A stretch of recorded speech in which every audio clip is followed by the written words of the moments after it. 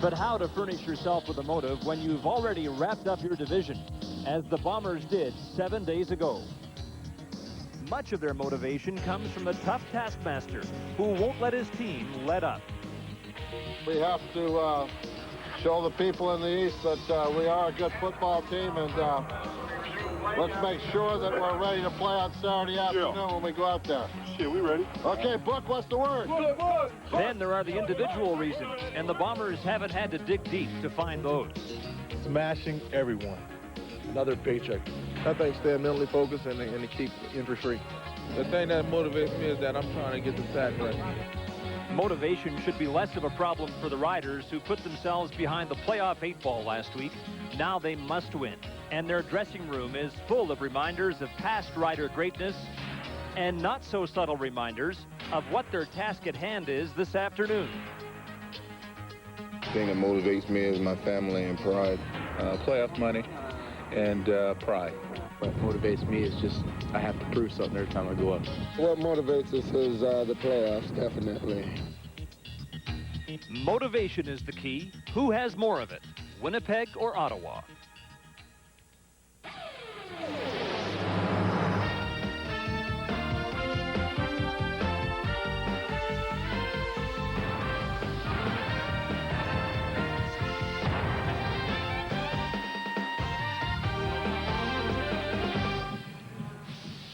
Today on the CFL on CBC Live from Ottawa, it's the Winnipeg Blue Bombers versus the Rough Riders. The politicians are on the campaign trail, so the most spirited confrontation in the nation's capital today should be here at Frank Clair Stadium. Welcome to Ottawa, where the Rough Riders are struggling to stay in a race of their own. That'd be the one for the final playoff spot in the East Division. They brought back Reggie Barnes to help them this week. He was once one of the finest running backs in the CFL, but Ottawa cut him at the start of the season. Hasn't practiced enough to play this afternoon, but it seems as though slowly but surely all the former Riders are finding their way back. Can Tony Gabriel be far behind? Well, hold it for a sec, because Gabriel is in the stadium this afternoon, but to be inducted onto the Riders' Wall of Fame. They took care of that at center field a few moments ago. Some strange things have happened in Ottawa this season, but Gabriel, 12 years out of the game, will not play this afternoon. And oh, the cheap shots start to fly, don't they, when things are going bad. But you know, the Riders could use Gabriel and all their past greats today to keep pace with the awesome Winnipeg Blue Bombers. 113 points scored in their last 2 games. Even though they have wrapped up first place, they'll play all their regulars today, including Matt Dunnigan. Cal Murphy does not see this or any of the Bombers' remaining games as any sort of a breather. In the booth at Frank Clair Stadium today to describe the proceedings, here are Don Whitman and Dan Kempley. Thank you, Scott. Hi, everybody. Dan, the Winnipeg Blue Bombers won't play another meaningful football game until the Eastern Final on the 21st of November.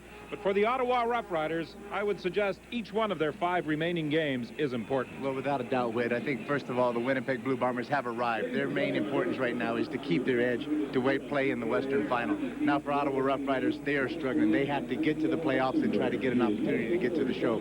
They've got 2 games remaining with Winnipeg.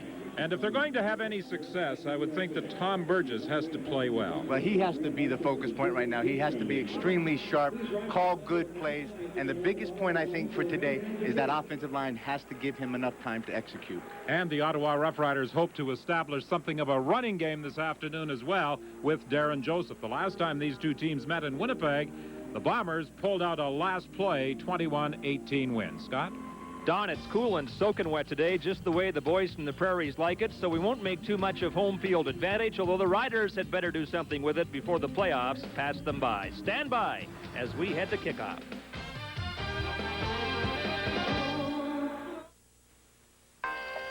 Oh, my goodness, that's my little brother. He couldn't be more than 2 there. Oh. And, you know, I think this is the only time I've ever seen him push a lawnmower. That's me. And to think I listed his house last week. I guess I'm still his big sister. I wonder who's going to cut the lawn at his new place. I've got a computer degree. I should at least have a job in that field. I know. I need real work, not make work. We at least need some job security. Yeah. What about jobs for women? Jean Chrétien's idea of job creation is to pour $6 billion of taxpayers' money into jobs that are gone when the money's gone, leaving no jobs, no hope, and a big tax bill. Don't let Chrétien's liberals throw away your money and your hopes. Think twice. Many you'll never meet. Bill Hughes, mechanic. Some you may remember for making a difference on your last trip. Lorna Fraser, flight attendant. But the one thing the over 17,000 men and women of Canadian Airlines have in common Kelly Shaw, is maintenance. the shared belief that you have the right to a choice of airline. Joe Harmon, welder. And they're doing everything they can to make sure you do.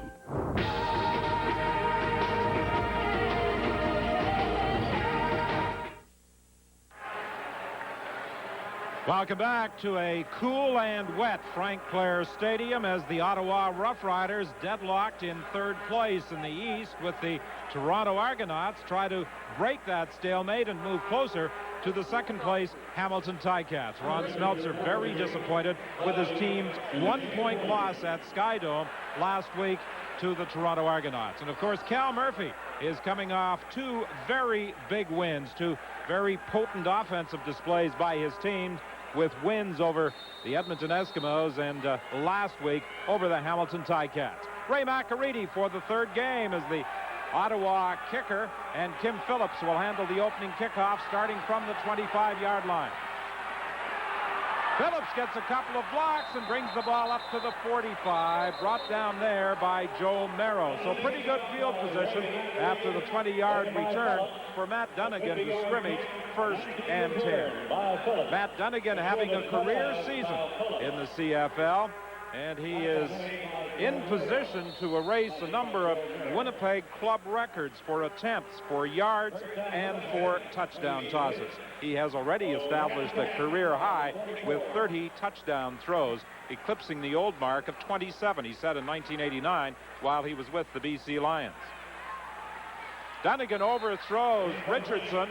It will be 2nd and 10 Winnipeg. It'll be very interesting today because to attack a really aggressive offense as in Winnipeg, this Ottawa defense matches up pretty well for him. Cal Murphy's biggest concern over the final month of the season was to keep his team motivated. But knowing Cal, as I do, and Dan, you played for him, I don't think there's much doubt that he'll light a fire. The man carries a big hammer around with him, and those guys listen to him. 2nd and 10. Dunnigan's pass intended for Gerald Alphin, incomplete. Brent Young was covering Gerald Alphin, and it falls harmlessly to the turf. Ron Getz, from his linebacking position, was pressuring Matt Dunnigan. But it's 2 and out for Winnipeg, and Bob Cameron, generally recognized as the best bad weather punter in the CFL, will have his first kicking assignment of the day. Of course, he has lots of advantage coming from Winnipeg because he kicks a lot in bad weather.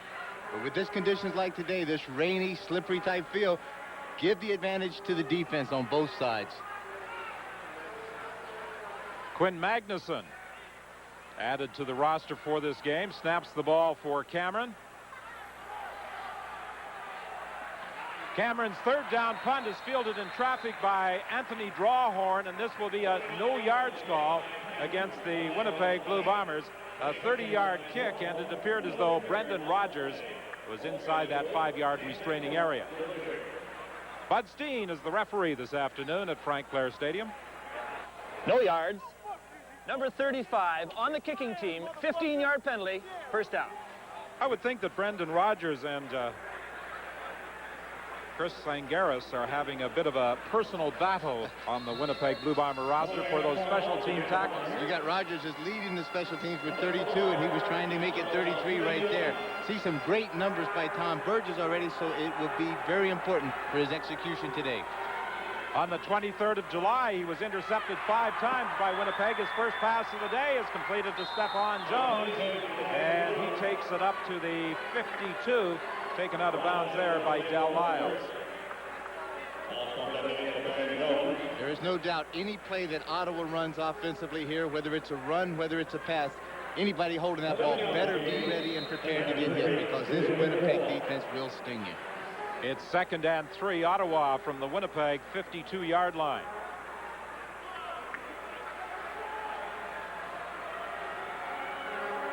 Walter Stanley goes wide left. Burgess throws the hot over the middle. The ball comes loose, Blue Bombers' Greg Battle comes up with it. Jock Quimey made the catch, couldn't hang on to the football, and now Battle and Chronopoulos get involved. They swing at each other. Battle, in recovering the fumble, lost his helmet. I don't know whether that's a wise thing to do when you don't have a helmet, to start swinging at one of those offensive linemen. Greg Battle's got some pretty good confidence in the way that he can control those punches going in there. But when you go into a fight, the first thing you want to do in this situation, make sure that helmet's strapped on there. So Winnipeg, with the fumble recovery by Greg Battle, take over 1st and 10. The ball is at the Winnipeg 44-yard line.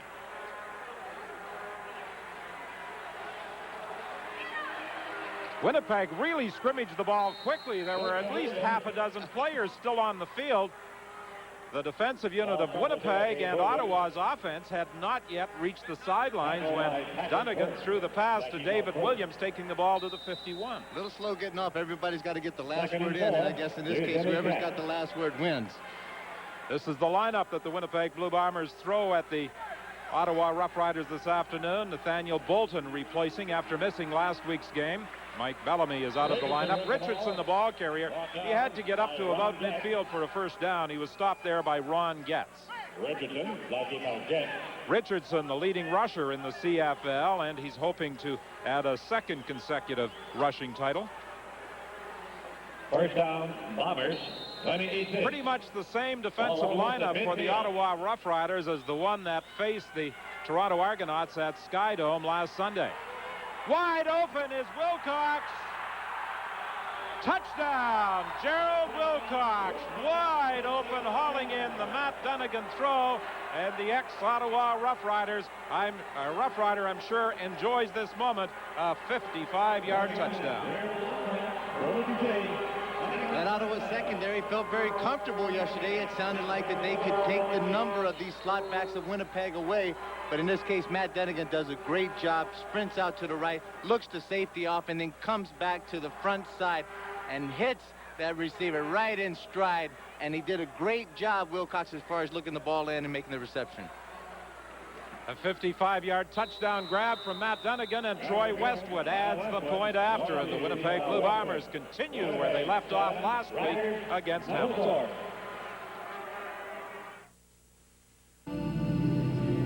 First, we invented the minivan. Then we raised the standard of the performance car. Next, we did the same for the sport utility and the family car, as well as the luxury car. And now, we're just getting warmed up.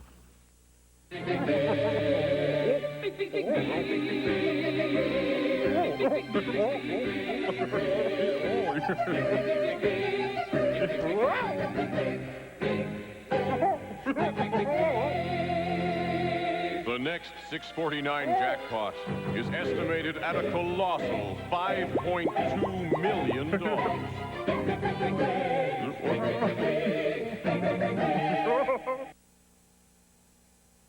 I was just about to put my seatbelt on, just when you pulled me over.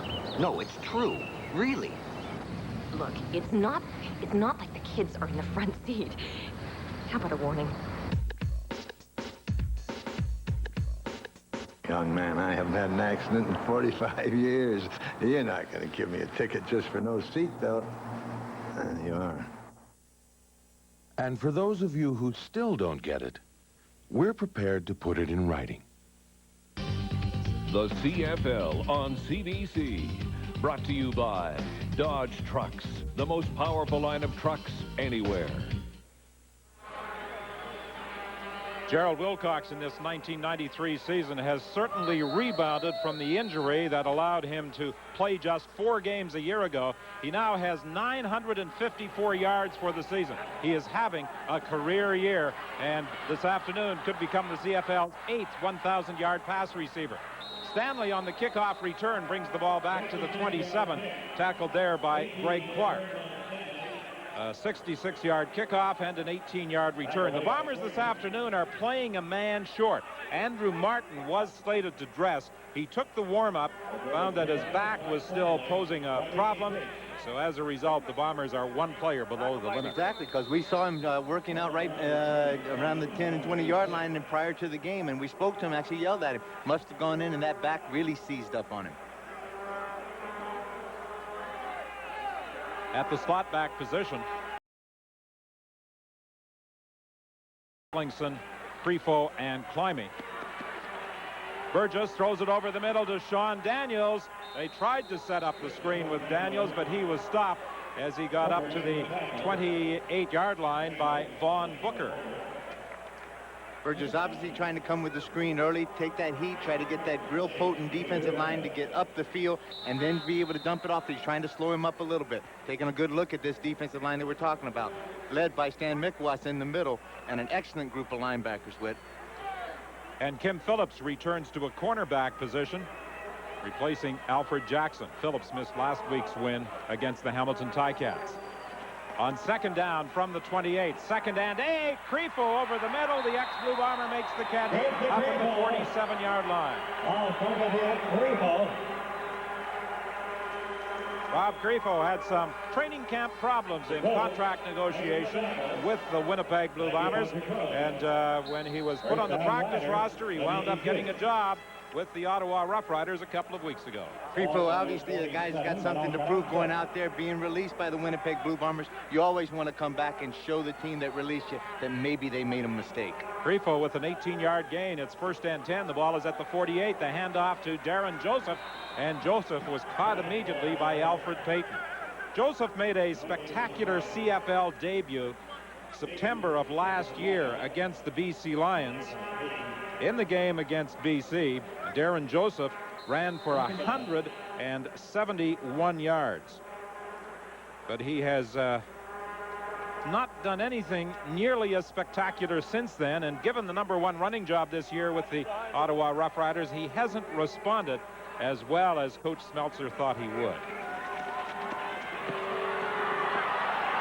Burgess is being chased by Lyles, throws to the sidelines, and Greg Battle did a good job dropping back to cover James Ellingson, and it's 2 and out for Ottawa. Shows you the great athletic ability of a guy like Greg Battle, being able to cover a slot back man for man running down the sideline. Dale Lyles does an excellent job of making Tom Burgess have to pull up right at the last minute and release the ball, and you can see, boom, right there at the last minute, gets the left hand, knocks the ball away. Battle has tremendous speed, and speed, of course, is one of the keys to Winnipeg's success defensively. McAreedy teaches school in Etobicoke during the week, flies in on Friday or Saturday, depending on when the game is played, to play football for the Ottawa Rough Riders with the injury to Terry Baker. Nathaniel Bolton taking the kick, and he is taken out of bounds at the 35-yard line. LensCrafters is offering an incredible 50% off all frames. That's right. Choose any pair of frames from LensCrafters' entire selection. Get 50% off and still get your glasses in about an hour. Save 50% on all frames at LensCrafters. Don't miss it.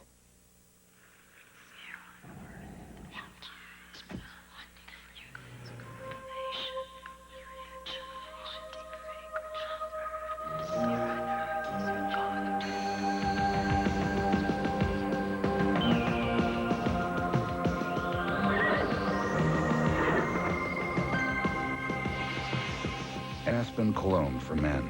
A compelling new experience for women. Aspen, now.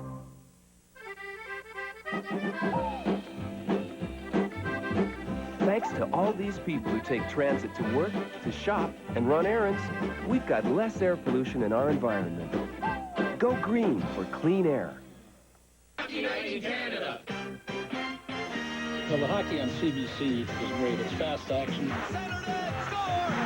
I've been watching Hockey Night in Canada since I was a little kid, going up to the cottage every Saturday night with my parents. Don Cherry's the best. He tells it like it is. I have no idea what he's talking about. Ron keeps cutting him off. Let Don speak. That's the way it should be. We're going public. Gotta go. Number 24, Aerial 24, performance. back now in Ottawa, where there's no sign of a let-up in the rain, and to be indoors where they were at BC Place last night for a vintage CFL finish. Sacramento Gold Miners down by 10 with 2 minutes to go, scored a touchdown, then went for the short kickoff, close to being offside, I thought, but it worked. James Pruitt caught it on the run. That set up the winning touchdown. David Archer to Joe Johnson, and the Gold Miners had completed their comeback for their 4th win of the season. Lions left to wonder what happened, and I wonder if the Gold Miners realized that 4 wins in the East would have them in a playoff race. As it is, Don, they're out of contention in the West. Yes, they are out of contention in the West, but what a battle shaping up for positions 2, 3, and 4, with 4 teams this year involved in the playoff picture in the West. Richardson grabs the throw, and he should have a first down, taken out of bounds at about the 46-yard line by Ron Getz. Ball over here, Richardson. Richardson hit the turf hard as he went out of bounds. First down. And he was very slow in getting up. Richardson had a real good presence of mind right there. Matt Dunnigan came back, wanted to throw the ball downfield, then to set up a screen to Richardson. The screen was taken away, and then he broke out into the flat. Matt Dunnigan was able to find him. Matt Pierce into the ball game, replacing Richardson. First and 10, Dunnigan to Wilcox, and Wilcox is taken out of bounds at the 51 of Ottawa by Brett Young. The way Wilcox is performing this afternoon, Dan, I don't think there's much doubt he's going to hit 1,000 yards. Well, this is what the kind of game that Winnipeg can have. When they go out there and there's some certain personal goals to be taken care of, the first and foremost thing that Winnipeg and Matt Dunnigan has to do is make sure they get the game in hand first. Then you can able to go for the personal goals. 8:30 remaining in the opening quarter. Wilcox with a spectacular 55-yard touchdown, the only scoring play of the game thus far. 2nd and 1 Winnipeg, the ball at the 51-yard line. Dunnigan is going to throw, and it's a low throw over on the sidelines as he tried to get it into the hands of Nathaniel Bolton. Really just a throwaway play there where it's 2nd and so very short that they know they're going to come back, and with this big offensive line, with 3rd and less than a yard, be able to pick it up fairly easily.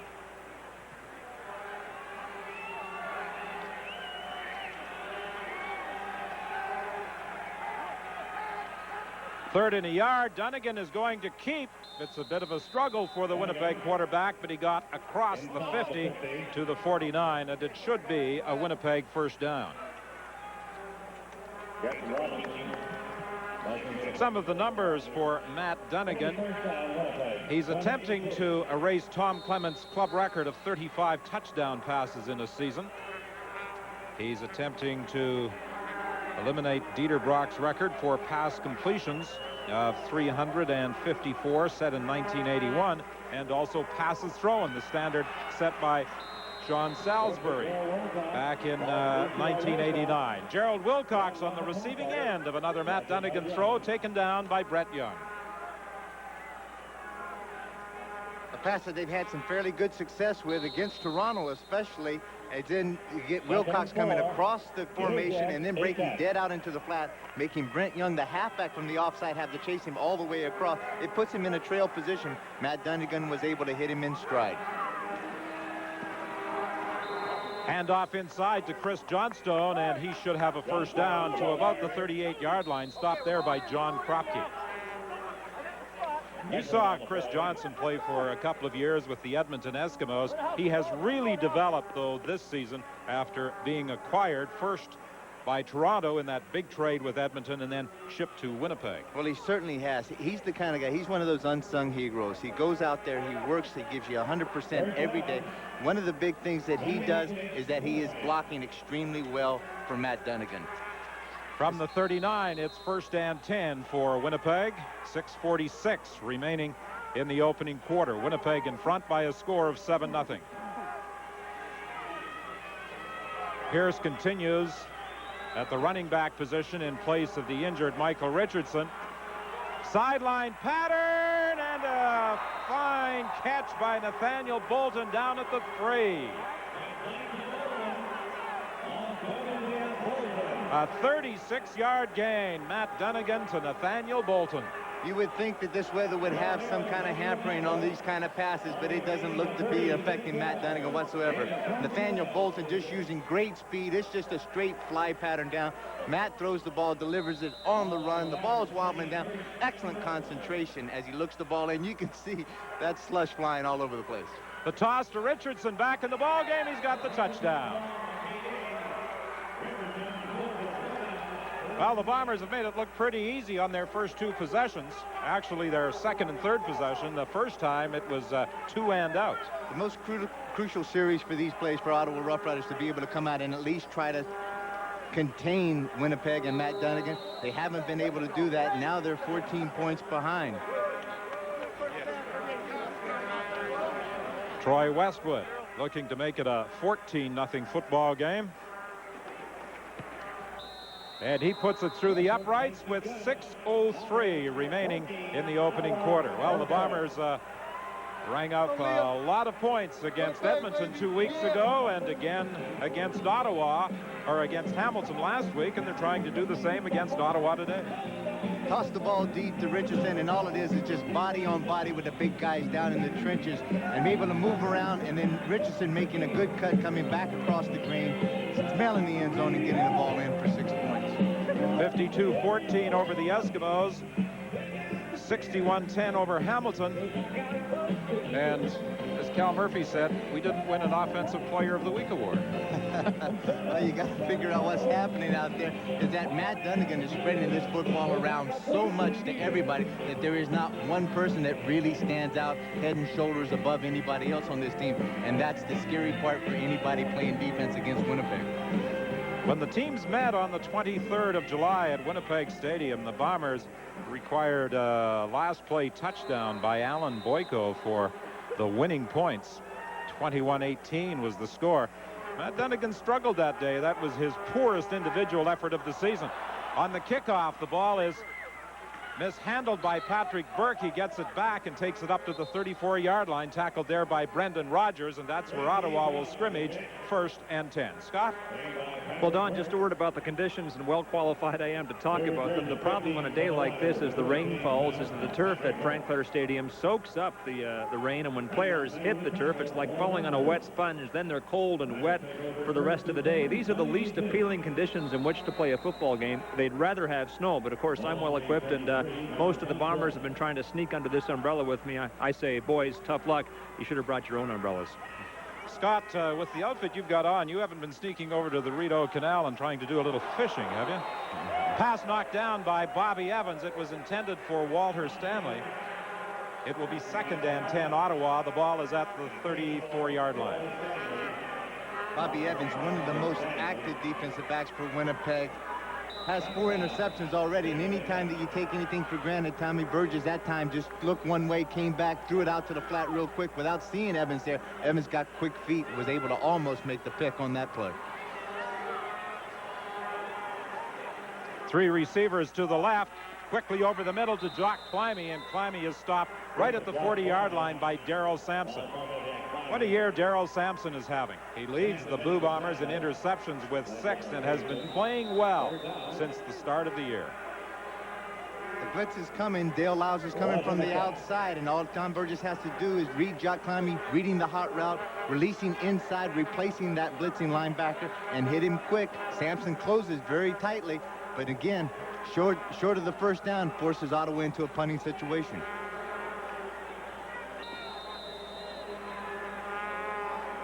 Ray McAreedy thought he was just going to be a one-game replacement for the Ottawa Rough Riders as a kicker taking over from the injured Terry Baker, but it looks as though Baker could be gone for at least another month. Nathaniel Bolton fields the football back at the 37-yard line and is surrounded immediately with 4:56 remaining in the opening quarter. Today, the Rough Riders expect. First, we invented the minivan. Then we raised the standard of the performance car. Next, we did the same for the sport utility and the family car, as well as the luxury car. And now, We're just getting warmed up. Getting to be that time of year again. You know, keeping the outside outside and keeping the inside from going outside. For energy savings, there's no place like Home Hardware. On one side, you got warm, friendly advice. Hey, Petra, nice window. On the other side, you always get a great price. This Reynolds 6-foot aluminum stepladder is only $39.97. Inside or outside, the folks at home are always on your side. Home Hardware, home of the handyman. Thanks to all these BC Hydro van poolers who go to work together every day, we've got less air pollution in our environment. Go green for clean air. Bank charges can add up to some serious coin, but at TD, there's no charge for checks or withdrawals on 65% of our customers' personal accounts. In a world of change, you're on a roll. TD, your bank, your way. Michael Richardson shook off the effects of a twisted knee and went back in to score a touchdown for the Bombers. His presence in the game, I think, is a measure of how much the Bombers want to win this game, even though they've already wrapped up first place. He did twist his knee, as I say. It'll only get sorer as the day goes on. The easy thing, of course, would be to sit him out and put Matt Pierce in, but Richardson will have nothing to do with that, and so far the coaching staff is going along with Richardson completing the game. Don? Richardson looking for a second consecutive rushing title. He came into the game with 762 yards. He was the target Matt Dunnigan was looking for, but Dunnigan overthrows Richardson, who is being covered by Remy Trudel. Richardson, 762 yards coming into the game. He has 6 rushing yards so far this afternoon. Last year, he won the rushing title, 1,153 yards. Well, Scott had also made the mention of Matt Pearson. The reason with Andrew Martin not being able to dress, then Matt Pierce becomes the backup slot back and also the backup defensive back. So they may want to keep him fresh in case they have any other injuries. Hopefully not. Dunnigan was looking for Wilcox, incomplete. John Kropke, who is having an outstanding year for Ottawa, was pressuring the Winnipeg quarterback, perhaps hurrying his throw. So the Bombers are forced to kick it away. That front of Snipes, Kropke, Koka, and Robinson have been very, very effective at getting the heat on quarterbacks. And again, as you mentioned, Kropke having been one of the best and the steadiest performers for this for this Ottawa line. Cameron's first punt traveled just 30 yards. 4:15 the time remaining in the opening quarter. Winnipeg in front of the Rough Riders, 14-0. High snap. And Cameron is going to be down back at the 18-yard line. There appeared to be a bit of a problem with the first snap from Quinn Magnuson, the center. But Cameron was able to pull it down and get the kick away, and this one sailed over Cameron's head, and he was unable to recover. Well, that center having an opportunity. Here's his chance to get back in the lineup and be the long snapper. The first one, as you say, was high. That was extremely high. Cameron had no chance. He's usually been pretty good at the feeling a bad punt and at least trying to get it off. But that Ottawa defense was really closing down in on him. And you don't often see that either. A shot of the center looking back between his legs, trying to admire his snap. I don't think he would have been pleased with what he saw. I guarantee he's not pleased with the few words that the coach is having with him on the sideline. Burgess looks to the corner, and Stanley takes it out of bounds, forced out at the 1-yard line by Donald Smith. Well, they'll rule that he went out at the 2, but it is first and goal now for Ottawa. Excellent job that time. You can see that Tom Burgess is going to buy a little bit more time away from this Winnipeg defense, sprints out, be able to get his shoulders turned down the line of scrimmage, and then all of a sudden deliver the ball on the money to Stanley. Stanley runs an excellent route, good concentration looking that ball in. Burgess gives to Sean Daniels, and he continues battling. Does he get to the end zone? Yes.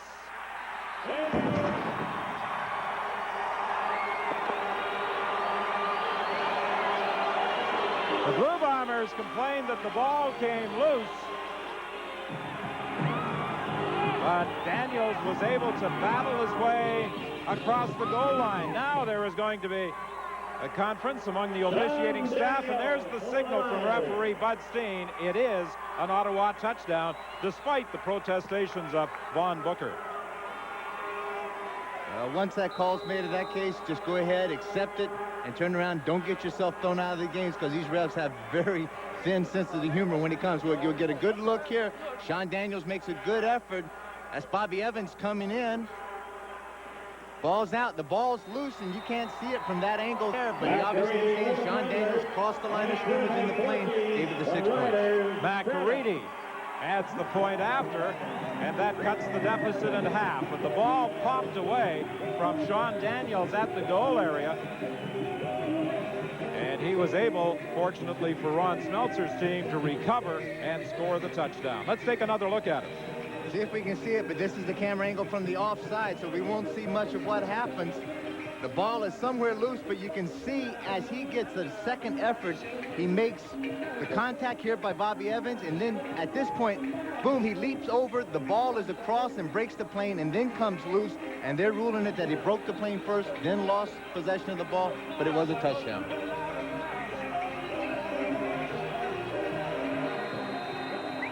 .304 remaining in the opening quarter. Winnipeg 14, Ottawa 7. Bolton waits for the ball at the 21. Penalty flag in the play as Bolton breaks the tackle and then is forced out of bounds. But it will probably be an illegal block called against Winnipeg. That will bring this one back. A 22-yard return by Bolton. Tremendous confidence builder for that Ottawa offense to be able to get the big turnover. Illegal block. Number 37 on the return. First down. Dwayne Ford on the illegal block. He gets the blocking from behind. Getting back to my original thought. Tremendous confidence builder. Ottawa getting in with Tom Burgess, getting the big turnover by the defense, and then going out and turning that turnover into points. Ball on the Bombers 22. Bombers capitalized on a turnover for a touchdown after Greg Battle had recovered a fumble. And with the bad snap, the Ottawa Rough Riders take advantage and score a touchdown.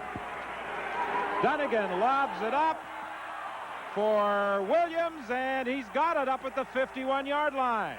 What a circus catch. Just absolutely spectacular. Runs down. Burke has excellent coverage on him, but then he leaps up over, great concentration, and just with desire takes the ball away.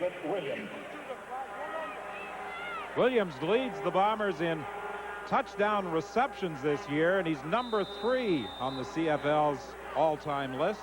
You saw that last replay there, the concentration that Matt Dunnigan had, looking downfield at David Williams, knowing that he's going to get a shot in the mouth by Glenn Kalka, but at least delivering the ball on the money. Draw play with Richardson, and Richardson can't escape the grasp of nose guard Glenn Kalka. The ball is at the midfield stripe. It will be second and, well, make it 6, Winnipeg. Gain of 4 on the play. Here to come back. Again is good. Rain continuing to fall at Frank Clair Stadium, but not as heavily as it did earlier. Burgess over the middle, intended for Wilcox, knocked away by Brett Young. Brett Young doing an excellent job. Here's where Matt Dunnigan takes the read. He's got the safety, Remy Trudeau, out of the middle, so then the slots, or their read is, go feel the place and get inside of those halfbacks. Brent Young's having nothing to do with it, does some great coverage. You get a good look at the sniper, Angelo Snipes. Every now and then he takes that inside rush away and takes a big chance of giving up the containment so that he can get the strike on Matt Dunnigan. This time, Quinn Magnuson gets the ball back to Bob Cameron cleanly, and he gets away a pretty good kick. Drawhorn back at the 15-yard line. He stays on his feet and does a good job of running the ball back to the 32, a 16-yard return after Cameron's 40-yard kick. 1:23 remaining in the opening quarter. Scott? Don Molson Hockey Night in Canada begins a new season tonight. The tradition continues. Buffalo invades the Montreal Forum. That's a rematch of last year's division finalists. Chicago and Toronto continue their rivalry now in the Central Division. And Pacific Division contenders Calgary and Vancouver meet at Pacific Coliseum. All games start at 8 Eastern. Opening night for Molson Hockey Night in Canada tonight. 1st and 10. Ottawa from the 31-yard line. Burgess has 3 receivers left. He looks that direction, now comes back to the right, and he'll run it. Steps out of bounds in front of Kim Phillips. Stephan Jones had done a pretty good job of running Phillips out of the play. Well, I think that was the good thing. Phillips is really concentrating on Stephan Jones, as he should be, because this guy is a threat to catch the ball. But he was looking at him, and Stephan was taking just on a streak pattern down the field, so the defender didn't have a chance to look back into the backfield to actually see that Tom Burgess has broken contain and was heading for the first down mark. The ball at the 39-yard line. It will be 2nd and 2. Burgess fumbled the ball. He tries to crawl forward for a first down. Gets to the 40-yard line and no further. Well, I think that crawl may have picked him up about 1.5 yards. He'll be really close. So they leave Coach Smeltzer with a bit of a decision to make right now. With the decision by Irv Damon to have his operation now rather than at the end of the season, that forced Ron Smeltzer to do some juggling along the offensive line. And one of the changes he had to make was moving Chris Giaskis from guard to center, an unfamiliar position for Giaskis. And Smeltzer was telling us yesterday that one of the problems Burgess had with Giaskis at center is that Chris was not used to putting the laces up in the right position. Well, those quarterbacks are used to, once that snap comes through their legs, that the ball snaps, hits up in that top hand, and the laces are right there on the top. Chris kind of looks at him and says, "What are you talking about, laces?" He says, "I've never done this before." Lyles came through quickly. Now there's a late penalty flag. Just beginning to wonder if the officials were going to throw a flag on no yards call against Ottawa. A 21-yard kick, a 1-yard return, but Bolton was surrounded the moment he caught the football. No yards. Number 57 on the kicking team. 15-yard penalty and first down. Mike Graybill, the import offensive lineman of the Rough Riders, was within that 5-yard area. So the penalty moves the ball to the Ottawa 46-yard line. 1st and 10. This should be the final play of the opening quarter. Intended for Williams. He was covered by Burke. So after 15 minutes of play, it's Winnipeg 14, Ottawa 7 at Frank Clair Stadium in Ottawa.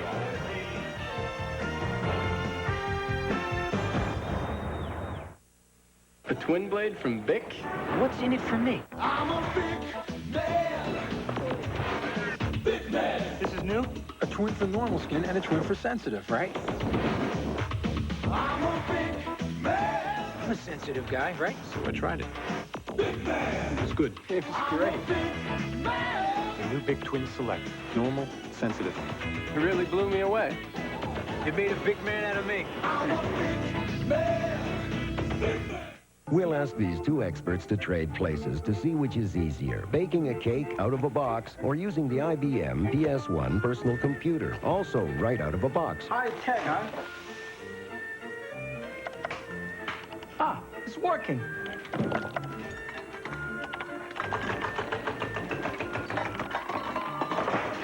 Can you believe this guy? How do you like the PS1? Piece of cake. Good. First, we invented the minivan. Then we raised the standard of the performance car. Next, we did the same for the sport utility and the family car, as well as the luxury car. And now, we're just getting warmed up.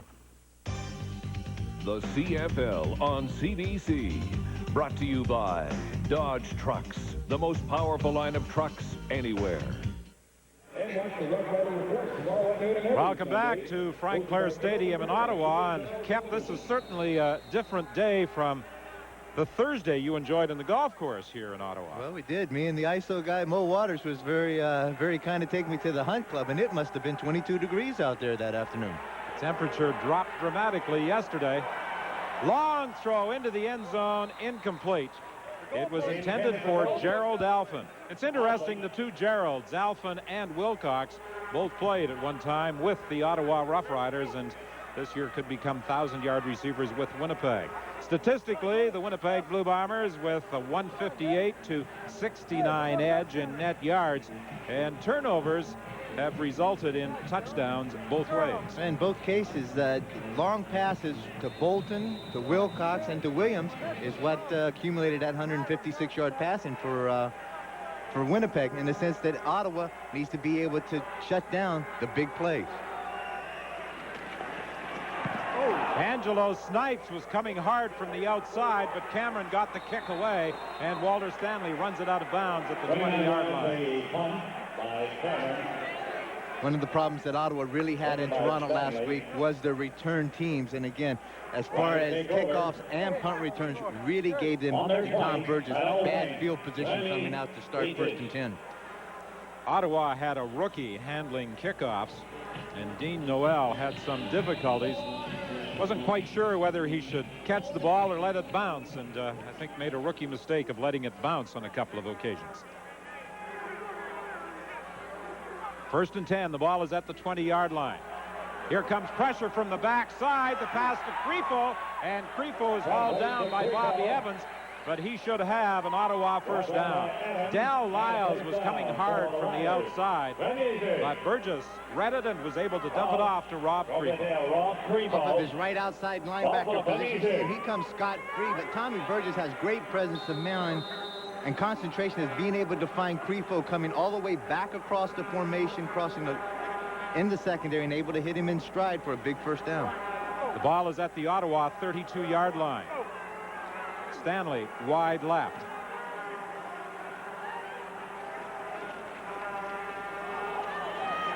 Pass complete to Darren Joseph, and he's hauled down over on the far side of the field by Del Lyles.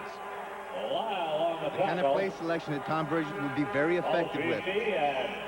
Doesn't put a lot of pressure on the offensive line to buy a lot of time for him, but he sees that Joseph coming out of the backfield very quickly and just dumps it to him early, and then he gets the matchup against the linebacker, that one-on-one situation, and he feels that the running back has the advantage. It's close enough for a measurement, and Burgess is going to take advantage of this move by the officials to go over to the sidelines and have a few words with the coaching staff.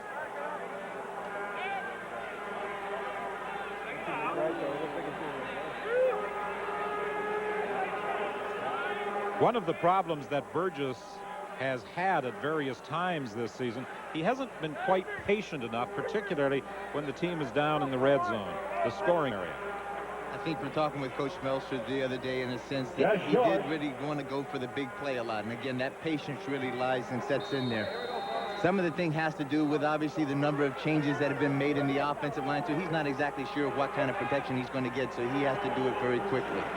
2nd and less than a yard, and Burgess dives up to the 45-yard line. It will be 1st and 10, Ottawa. And the play brings a smile to the face of Coach Ron Smeltzer. He hasn't had a lot to smile about this year in Ottawa. I was just thinking, Coach Smeltzer, he hasn't had many things to smile about this year, so you have to take advantage of it when you get a chance. He gets up behind that Chronopoulos and also Graybill on the left-hand side. They got a great surge, able to keep this drive alive. And that's the thing that he has to do, make first downs. 1st and 10, the ball is at the 45-yard line. Good job of coming back to the football by Stephan Jones, and he'll provide the Rough Riders with another first down. Very similar to what we alluded to earlier, that Kim Phillips is really paying serious concentration and defending here. He's having it really tight, but then he lost concentration on where the ball is. Stephan Jones didn't, and he was able to make the move, come back, pick up a good reception. Stefan Jones came into the game with 1,036 yards. He has 21. On the throw from Burgess, and Burgess throws to Stanley, who is thrown back by Donald Smith. But Stanley's forward progress had carried up to the Winnipeg 38-yard line before he was thrown back. And that will be a gain of about 6 yards. We're seeing a real methodical march right now by Tom Burgess, who is having some patience, taking exactly what that Winnipeg defense is able to give him and then being able to capitalize on it. 2nd and 4. The ball is at the Winnipeg 38.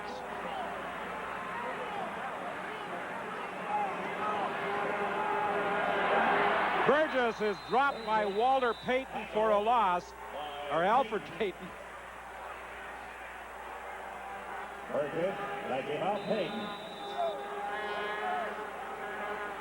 Alfred Payton, number 2 in the CFL in sacks. O.J. Brigance had 2 last night for the BC Lions and now has 17. Alfred Payton now has 16. Well, you heard it as he said, what motivates Alfred Payton? I want that sack lead. The man has been working. He is extremely hard to block one-on-one. It's the fact, you know he's going to come. Winnipeg's going to send him. That's not the problem. The problem comes, you've got to block him. Bolton and Phillips are back for the 3rd down punt. Low snap, and Macarini is going to try and throw it, and it's intercepted. Brendan Rodgers picks it off at the midfield stripe. So the Winnipeg Blue Bombers will take over 1st and 10 with 10:29 remaining in the half. Subway's steak and cheese sub is not only delicious, it's easy to eat anywhere. To prove that fact, I'm going to eat my dinner here at the audio. No one's ridden rocket launcher for more than 8 seconds, so I'll have to eat fast, but you'll want to take your time to really savor tender steak and cheese on our fresh baked bread. One bite and you'll agree. Subway makes great food! Now when you buy 1 steak and cheese sub with a medium soft drink, you can get a regular 6-inch sub for just 99 cents at Subway. Well, at least I get a meal on this flight. Well, with our volume, this could save us $2,500 in the first month alone. That's big news for us. Express Post not only slashes my courier costs, delivers me the same peace of mind. I like that. It's designed to fill that gap. It is right in the middle between mail economy and courier speed. New Express Post. Faster than mail, cheaper than courier. With call-in confirmation. For your free trial, call 1-800-361-3113.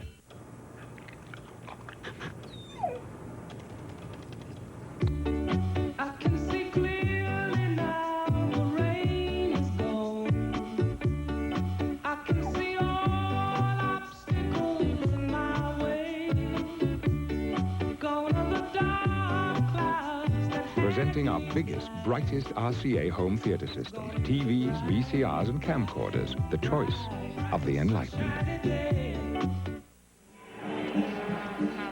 2 key figures defensively for the Bombers on the last series of plays. Alfred Payton with the quarterback sack. Brendan Rodgers with the interception, as Macarini had problems with the exchange from center. Decided to try and throw it away, and Brendan Rodgers was there to intercept. Shades of Super Bowl and Euro Premium a long time ago trying to throw that ball up, but they actually gained 5 yards from the point of if Macarini was tackled when he caught the ball. Wilcox over the middle. Wilcox spun around and down at the 27-yard line. 26 yards for Gerald Wilcox. Wilcox working one-on-one against Brent Young, and there's great separation in the safety out of the middle. He's able to hit him right at the last minute. You see Remy Trudel is way deep, and it allows Wilcox to come underneath this. We got a couple of Ottawa defenders that are down. They ran into one another. I think one is Remy Trudel, and one is Brent Young. So we'll take a good look at them, and we'll see it when we come back.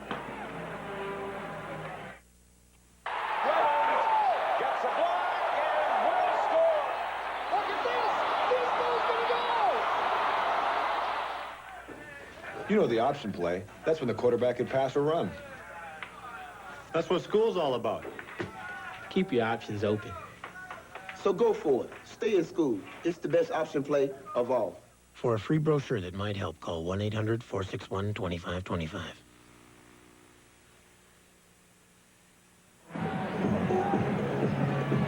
Gerald Wilcox enjoying a big afternoon against his former teammates, just 5 yards shy of 1,000 yards for the season, and he scored Winnipeg's first touchdown. He made the catch between Trudell and Young, and as the two of them came up trying to bring him down, it looks as though Trudell's helmet may have caught Young right on the knee. Well, what happened there is Trudell just dropped his head right at the last minute. See, he doesn't see Wilcox. And the only thing is, Wilcox is able to slide by him. When you drop your head, you lose vision, then you miss the tackle. And then Brent Young was in the trail position behind, and that helmet hit right on Brent Young's knee. And it doesn't look very good when he's being helped up by the big guys. Joe Fuller will likely come into the ball game to play a defensive halfback position. Gerald Wilcox and Gerald Alphin, two key members of Winnipeg's passing attack, and they will be featured at halftime. Fuller and Walcott both into the ball game. Dunnigan lobs it into the end zone, and it's intercepted. Anthony Drawhorn picked it off. That ball seemed to hang up there for a long, long time. Not a throw that we would normally see a Matt Dunnigan make at this time. Takes the ball. He's got plenty of time. He obviously is going to take advantage of some of the reserves that have gotten into that Ottawa secondary. But then he just throws the ball up, and it hangs, and it hangs, and it hangs. And Drawhorn's the only guy making a play on it other than the ref. The ref makes a pretty good play of keeping Gerald Alphin away from being able to knock that ball down away from Drawhorn. You know, that's Matt Dunnigan saying, hey, that's my fault. You know, he takes it on his shoulders. He's got some wide shoulders out there, and he said, that's my fault at all. That was my throw. Drawhorn just does a little celebration. Burgess fakes inside. Burgess throws down the sidelines for Stanley, and Stanley takes the ball up to the midfield stripe. But I think Payton is complaining, and rightly so, that Stanley went out of bounds. Well, now, was he pushed out, or did he go out on his own? Well, I think he got the left hand on him somewhere, but Stanley did go out of bounds and then was able to come back in bounds and make that reception. You can't see it from this angle, but this is the reception where he just sails out. What a great, great reception as far as sailing out, concentrating on the ball and catching it right on the tip of his fingers. Great catch by Stanley for a gain of 31 yards. First and 10, Ottawa. From the Winnipeg side of midfield, Darren Joseph is going to be dropped for a loss of about a yard by safety Jason Jakovich. Jakovich on the safety blitz comes right up in the hole, and anytime on a running play, the safety is never diagrammed as being a guy that you got to block with that offensive line. So he comes shooting right up the middle and makes the stick on Joseph. Second and 11. The ball at midfield. Lyles comes from the backside. He's picked up, and the pass intended for Stephan Jones, incomplete. He was being covered by Kim Phillips. Kim Phillips on the coverage. Third down. That Ottawa line did an excellent job. Winnipeg again coming with the good blitz. Stephan Jones working inside. Now he makes a good move of being able to get away from Kim Phillips, creates a little separation, then comes underneath. Gives it a little bit of a short arm. You don't know whether he's taking a peek at the safety or not. Stephan Jones usually catches those balls. Graybill centering the ball on third down. And the centers are having some problems, I'm sure, because of the wet conditions in getting the ball back to the kicker. Bolton fields it, and Bolton forced out of bounds by Ron Getz at the 22-yard line. 7-yard run back after a 40-yard kick. Most Canadians are now registered on the federal voters list. But if you are an eligible voter and have not received your personally addressed card confirming your registration, you should act immediately to have your name added to the voters list. Don't delay. Contact the Elections Canada office in your riding. To obtain the phone number, call 1-800-267-VOTE. It's important because your vote is your say.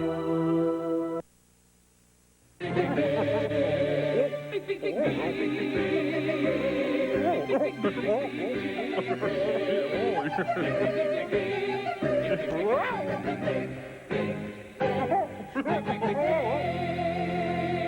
next 649 jackpot is estimated at a colossal $5.2 million.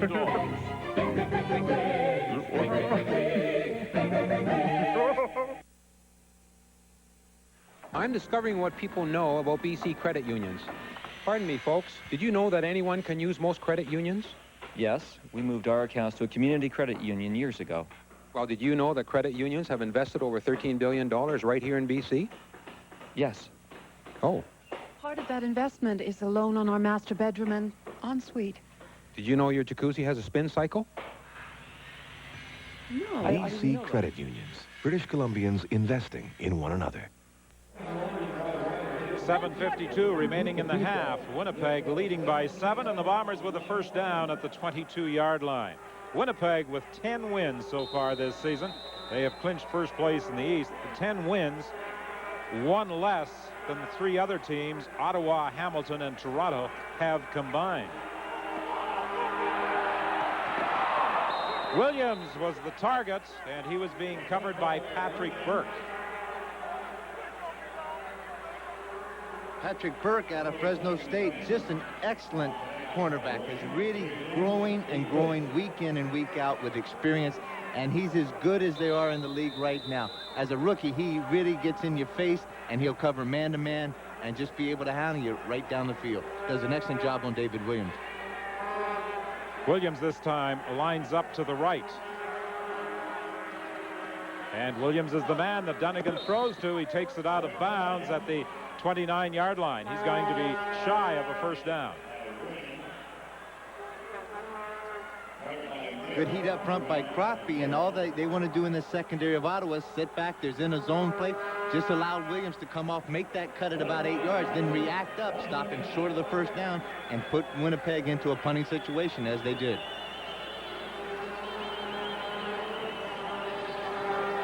.7:22 remaining in the half.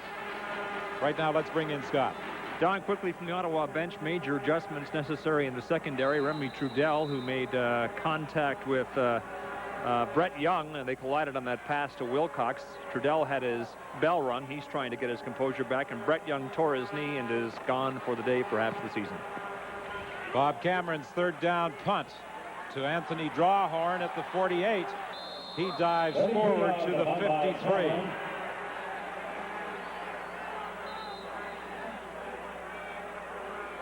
A 33-yard punt that time with a 5-yard return. Brendan Rogers was downfield to make the tackle. Freeman makes the tackle. That's about Freeman. 7:03 remaining in the half as Burgess prepares to direct the Ottawa attack from the Rough Rider 53-yard line.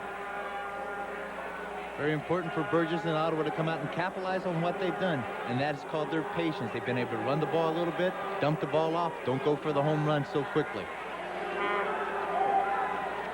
Fake reverse, and now Burgess throws deep, just beyond the reach of Sean Daniels. So what do I know about this game?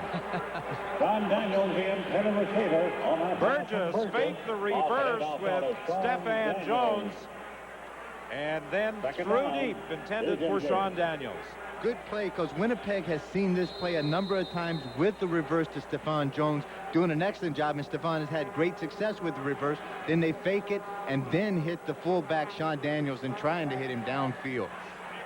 2nd and 10 from their own 53. Ottawa trailing by 7 points. The exchange from center mishandled by Burgess, and he was lucky to get it back because Jason Jakovic was blitzing from his safety position.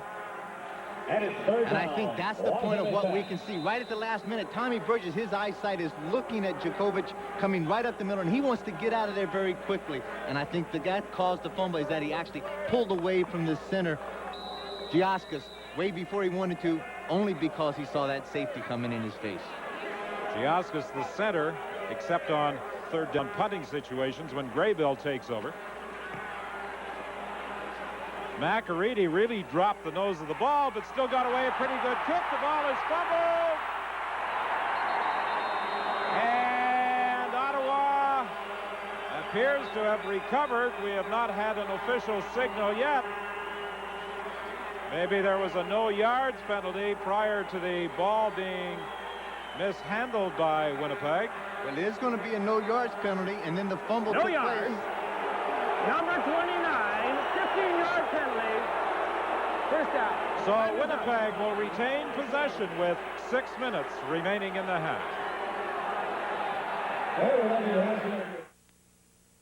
LensCrafters is offering an incredible 50% off all frames. That's right. Choose any pair of frames from LensCrafters' entire selection. Get 50% off and still get your glasses in about an hour. Save 50% on all frames at LensCrafters. Don't miss it.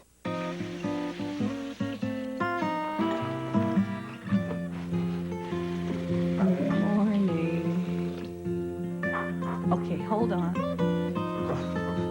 Delta Faucet has over 1,000 quality styles to choose from. Wait, just a sec.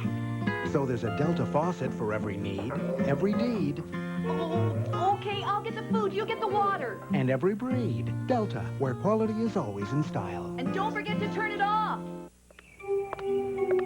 Most Canadians are now registered on the federal voters list. But if you are an eligible voter and have not received your personally addressed card confirming your registration, you should act immediately to have your name added to the voters list. Don't delay. Contact the Elections Canada office in your riding. To obtain the phone number, call 1-800-267-VOTE. It's important because your vote is your say.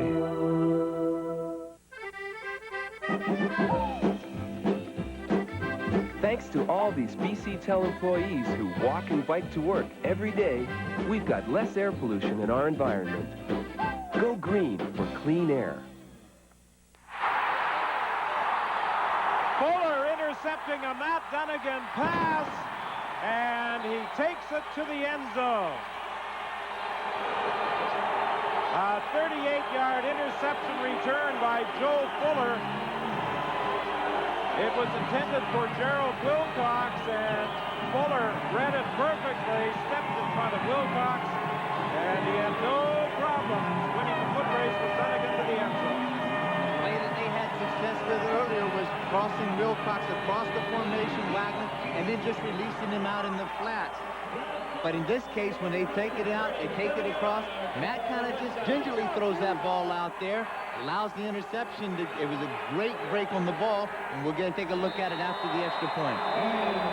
McAready ties the game at 14 with 5:29 remaining in the first half. You can see him coming across the formation. Now he's going to break out. Matt's got to get the ball to him now, right now. But Joe Fuller makes an excellent break on the ball. He's thrown behind him. Good concentration, and there's nobody to touch him before he gets in the end zone.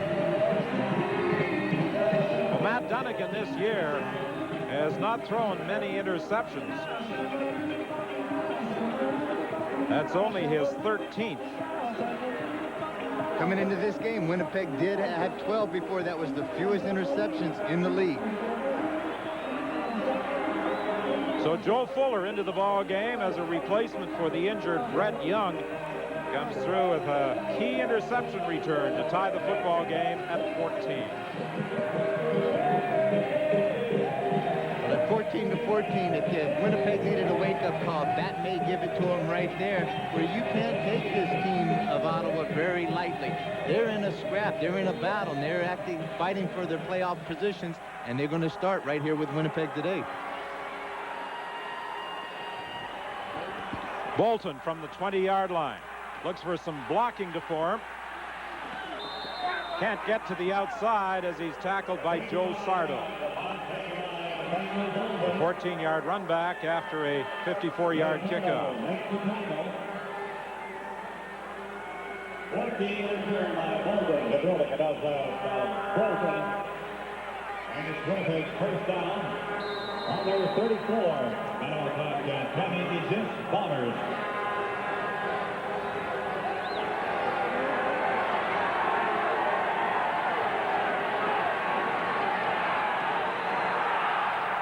Sideline pattern intended for Bolton. Joe Merrill was running stride for stride with him. It will be second and 10 Winnipeg.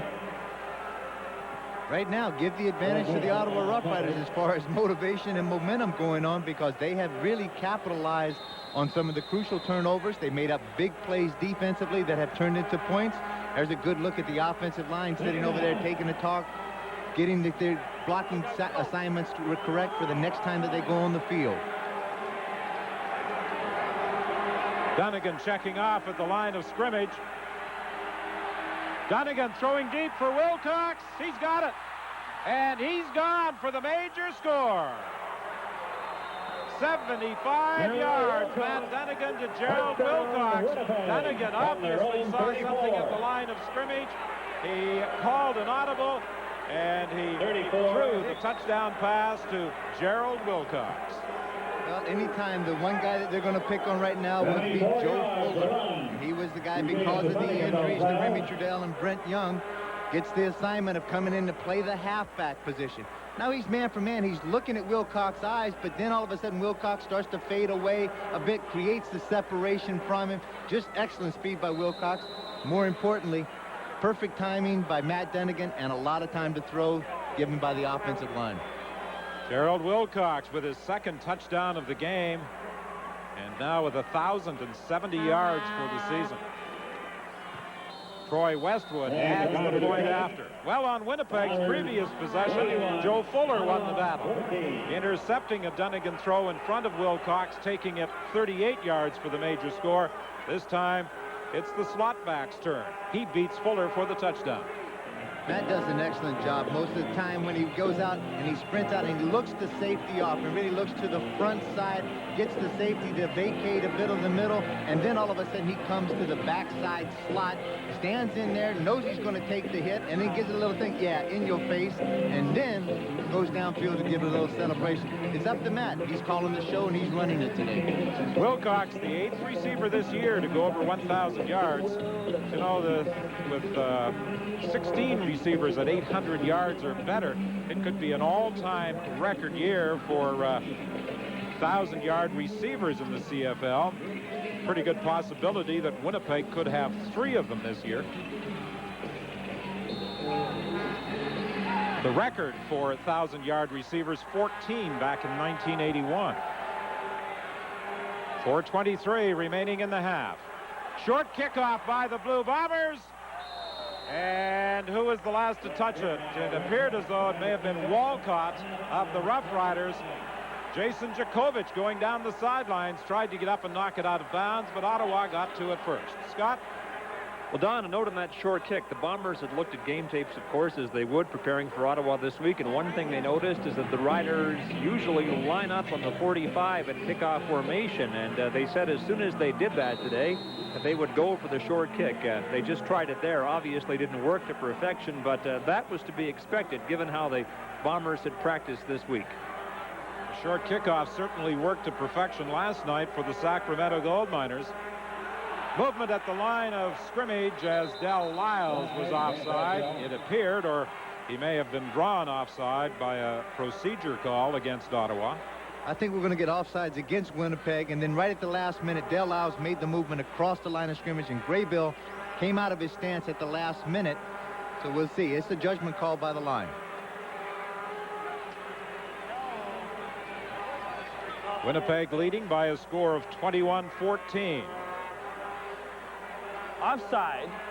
Number 38 on the defense. First down repeated.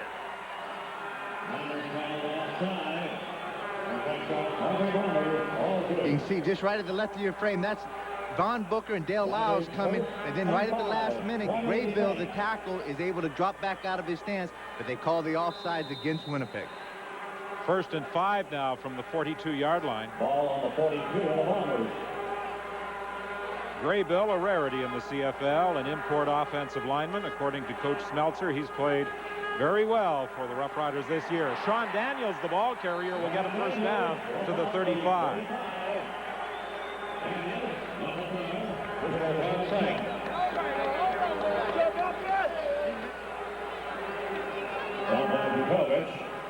This is a good job here. Just a quick trap inside to Lloyd Lewis, but you get Denny Chronopoulos doing an excellent job because that defensive line is pursuing up the field very quickly. They give themselves and allow themselves to be trapped. You get the punch, and then Sean Daniels is in behind, picks up a good gain. From the 35, 1st and 10. Burgess tried to go deep initially, was forced out, and slides to the 28-yard line. Del Lyles was applying the initial pressure. Burgess flushed out of the pocket, knocked down by Randolph. With these kind of defenses, when you get aggressive, the thing that you have to do is to be disciplined aggressive. You got to have somebody in containment out there. And nobody was there. That allowed Burgess to be able to break contain, get out, pick up a very good game. The flight was full. No air conditioning. I am this close to the guy next to me. Trust Arid Double X to keep you extra dry, extra odor-free. And the captain comes on. Takeoff is delayed. Arid Double X, because sometimes life really sweats. The threat of sexually transmitted diseases is a piercing reality. But there is a simple and dependable way to protect yourself. Trust Trojan. Reduce the risk. The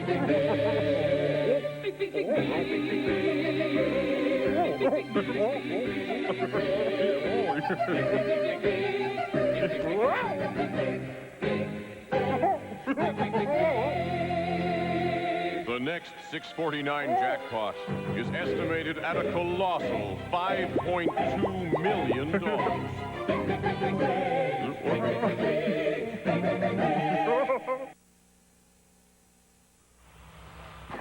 I'm in Orchard Country to find out what people know about BC credit unions.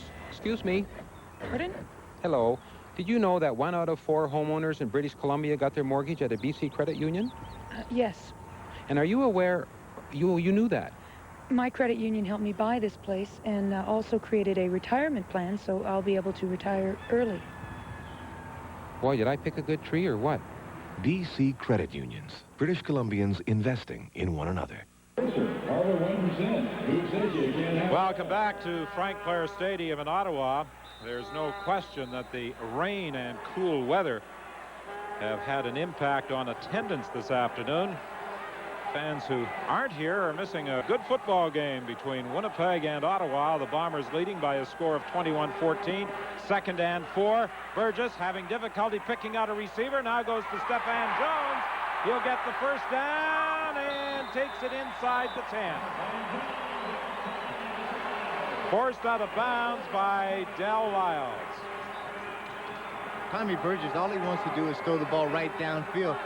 Stephan Jones is standing out there all by himself. He's not included in this play whatsoever until right at the last minute. Tommy Burgess gets in some trouble. Good coverage in the secondary, and then he's got to throw the ball probably 60 yards across the field to get it into the hands of Stephan Jones. Daryl Sampson, the defender, had really just left him all by himself, and then at the last minute got that panic speed and had to come in and make the tackle. 1st and goal from the 9. Burgess throws to the end zone. It's deflected, knocked away by Donald Smith.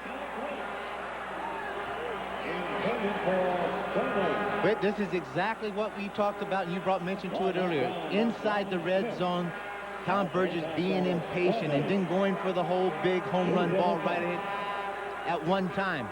Bobby Evans is having nothing to do with it against Jock Climby, and then the ball's tipped around. You got a couple of receivers, a couple of defenders all in the last minute in the same area. Tommy Burgess tries to stand in there, knows he's going to get hit upside the head, and throws the ball up for grabs. 2nd and goal from the 9.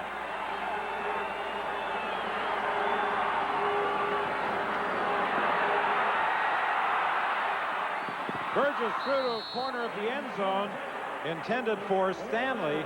It's incomplete. He was being covered by Donald Smith. For a moment, it looked as though Burgess might try and run it into the end zone, but he tried to pick off Stanley at the last moment. When he came out, he broke containment, and he was out there all by himself, but I think he had it in mind that he was going to throw the ball into the end zone somewhere. Right at the last minute, you're going to see some grabbing and clutching by Randolph against Jock Climby, and maybe the only reason that that wasn't called was because the ball was thrown outside to Stanley. McAreedy will attempt a field goal from the 16-yard line. 2:24 remaining in the half, and the kick is good. So it's now 21-17. The Bombers leading Ottawa. McAreedy, you know, has done a pretty good job for the Rough Riders since being added to the roster as an emergency replacement for the injured Terry Baker. Well, he certainly has a good lifestyle in the sense that when he can teach school all week long, jump on a plane, fly in the morning of the game or the night before a game, and then go out there. The tough part is that he doesn't get a chance to practice with the team as far as the snap from the snapper to the holder and get that kind of continuity. And sometimes it shows. Winnipeg 1st and 10 from the 35. Dunnigan, for one of the few times this year, is sacked back at the 29-yard line. Ron Getz applied the initial pressure to Winnipeg quarterback Matt Dunnigan. Scott? Don, coming up shortly and live at the half today, the Gerald factor. The two Geralds will have the feature on the Bombers' twin slot backs. As you have mentioned, Wilcox has gone over 1,000 yards today and will be joined by former Rider great Tony Gabriel, who relived the most famous catch of his career. He was honored here prior to the game, inducted into or onto, if you will, the Rough Riders Wall of Fame. Winnipeg's offensive line takes great pride in one statistic, and that is only 13 quarterback sacks. Anthony Drawhorn with an interception, and David Williams hauls him down at the 29.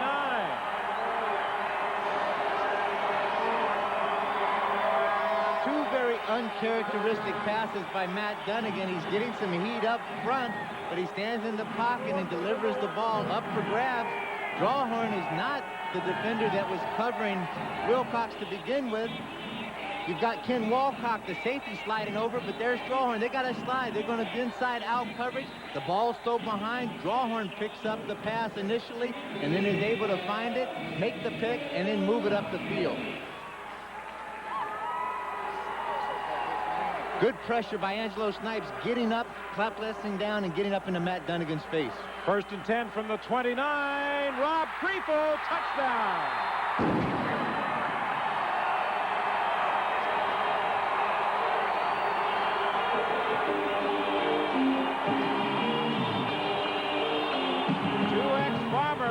Tom Burgess, the quarterback, and slot back Rob Creepo celebrate the touchdown that puts Ottawa ahead for the first time this afternoon. Tom Burgess taking a page out of Matt Dunnigan's offensive playbook.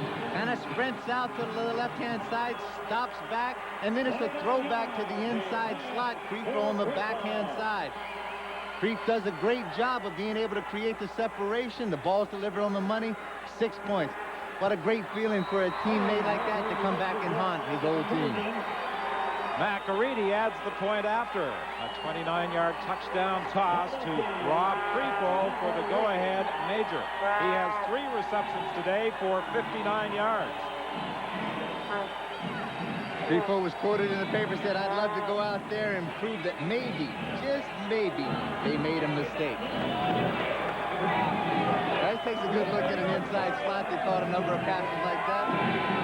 Had a good chance to go against Tony quite a bit. We had a pretty good battle going together. But when you get up on the Wall of Fame, what a great honor it is. I really respect what he did for this city.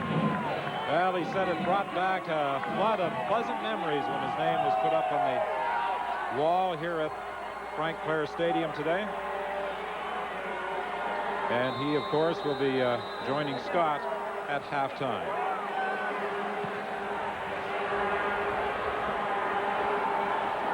This is Bolton on the kickoff return for Winnipeg. He had nowhere to go. He was being cut off by Ron Getz, and he steps out of bounds at the 30. 1:35 remaining in the half. This is an Ottawa team right now that's playing with purpose. They smell some blood in there, and they are playing with a tremendous amount of intensity and aggressiveness. Well, Matt Dunnigan, only 12 interceptions coming into the game, has already tossed it up 3 times. This is a 60-minute game, and everybody out there has to concentrate on their position, on their job for that 60 minutes. And I think Winnipeg had a couple of lapses so far in the first half. Dunnigan again checking off at the line of scrimmage. He decides to try and run for a first down and will be close. Brought down by Greg Stuman up at the 42-yard line. It'll be close enough that they're calling for a measurement. And while they measure, Dunnigan will move over to the sidelines to get a towel and try and dry his hands.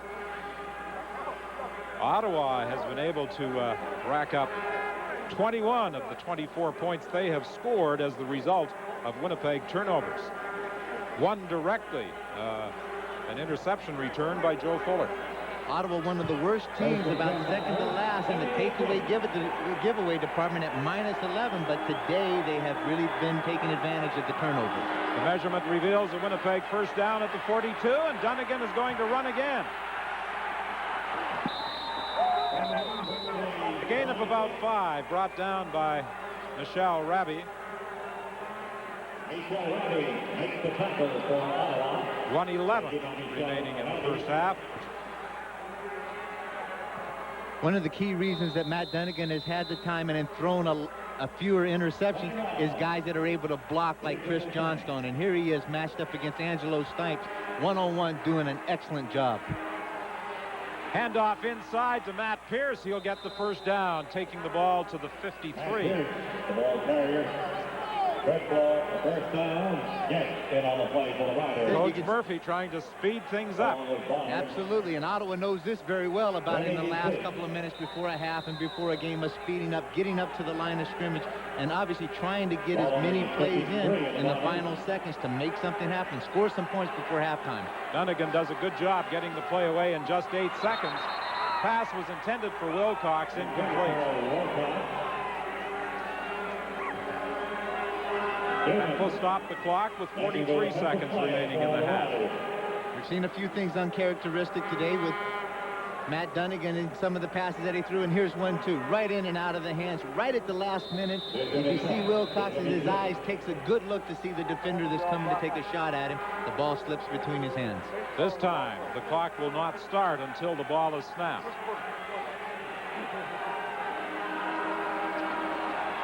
Second and 10 over the middle for Chris Johnstone, wide open to the 30-yard line of Ottawa. Complete to Johnstone to the Riders' 30.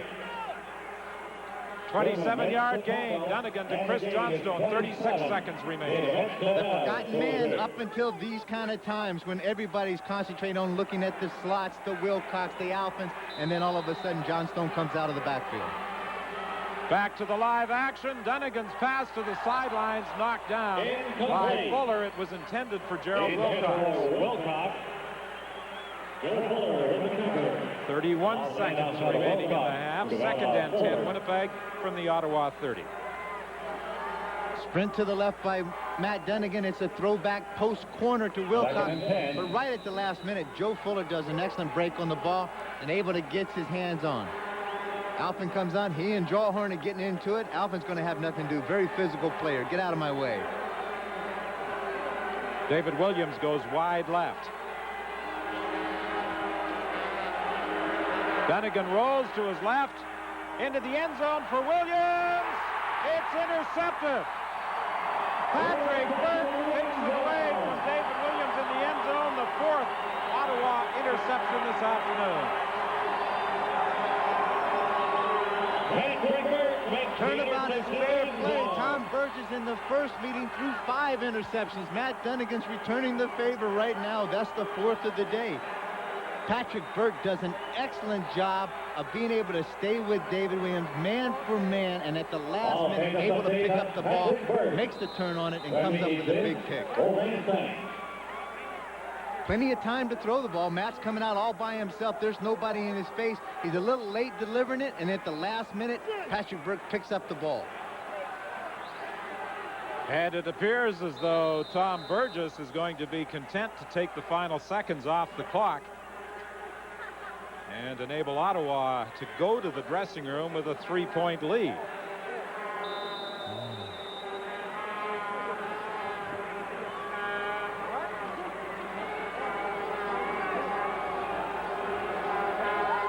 Ron Smeltzer glances up at the clock. It's running, now 8 seconds remaining. And Burgess should be able to take the final seconds off the clock before calling for the snap. And he's successful. So the Ottawa Rough Riders head to the dressing room, leading Winnipeg at halftime, 24-21. Scott? Dom, we're through 30 minutes of a game that the Riders have to win and the Bombers don't. Nonetheless, this game's still up for grabs. Stay tuned now for live. And 24-hour roadside assistance. Best of all, its price is within reach of everyone. Suzuki, the wheels are turning. We're delighted to say Don Whitman was with the big shooters this week at home in Winnipeg. Premier Gary Philman presented him with a Canada 125 award. No cheap shots about it being for 125 years of service, more for bringing recognition to the province of Manitoba. This was one of 35 Grey Cup games that Don worked. And Don, look over your shoulder, because never mind this business of 125 years old. We know that today's your birthday. We got the scoop from your wife, who would not divulge your age. But I do know this. You're at the age where your thoughts, as you have said many times in the past, are turning from passion to pension, right? Absolutely right, Scott. As I said to Kep last night, now that I know my way around, I don't feel like going anymore. Let's try and blow them all out. I did it. Well, I never wanted to say anything about being a big bag of wind, but it sure worked in that case then, huh? Well, this what a great thing. Happy birthday. Okay, we'll save this for the post game. Winnipeg kicking off to start the second half. Patrick Burke takes the ball back at the 25-yard line, and he doesn't get much beyond the 27. Brendan Rogers and Greg Clark were downfield to make the tackle. After blowing out all those candles, you were able to say that without even taking any kind of deep breath. Well, I was saving up. Clark makes the tackle. Perfect. We're going to throw Tom Burgess looking at a 3-point lead as the Ottawa Rough Riders start the second half here at Frank Clair Stadium.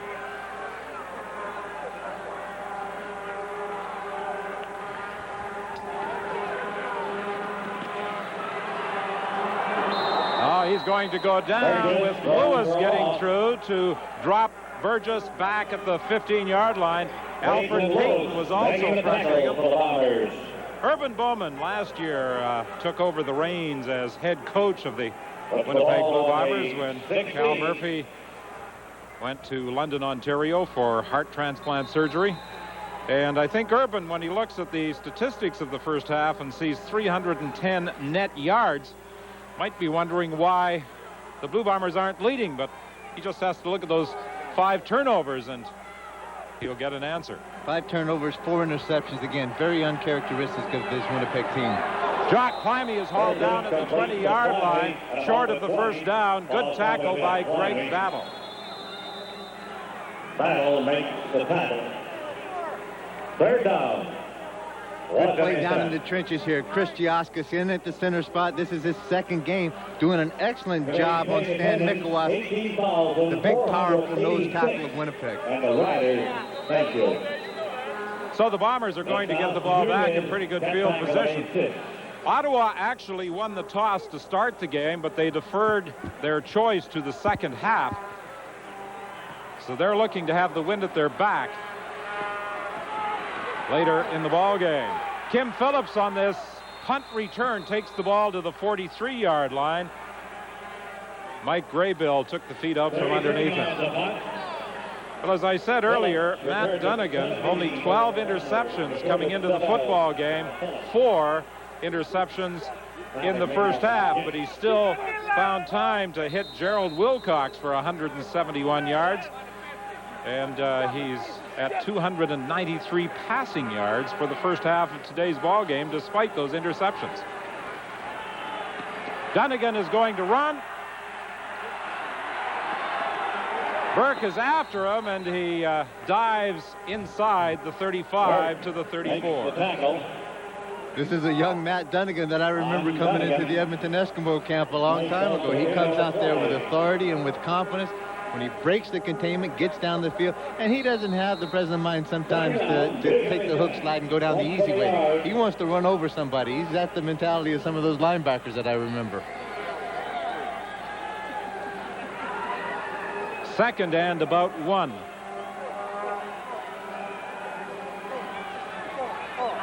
Dunnigan fakes, now throws to the sidelines, and Gerald Alphen has a Winnipeg first down. forced out of bounds at the 28. First down. Ball for the Putney Zoo. Second and short yardage like that, Matt has a play called where all of a sudden he wants to fake the quick out and try to hit David Williams on the deep, just a straight flag or just a straight seam route straight up the field against Patrick Burke. Burke does a good job. Then he comes back and falls off the Alpin and picks up the first down, keeps the drive alive. 12:20 remaining in the third quarter. Donegan on the sidelines looking for Bolton. Incomplete. Joe Merrow defending against Bolton. Coverage on the play by Miro. We've asked the group have Miro.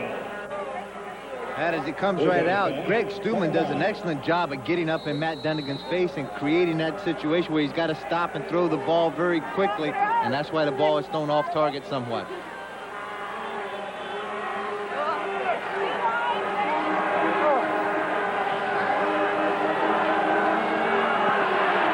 Donegan steps up into the pocket, throws into the corner of the end zone. Incomplete.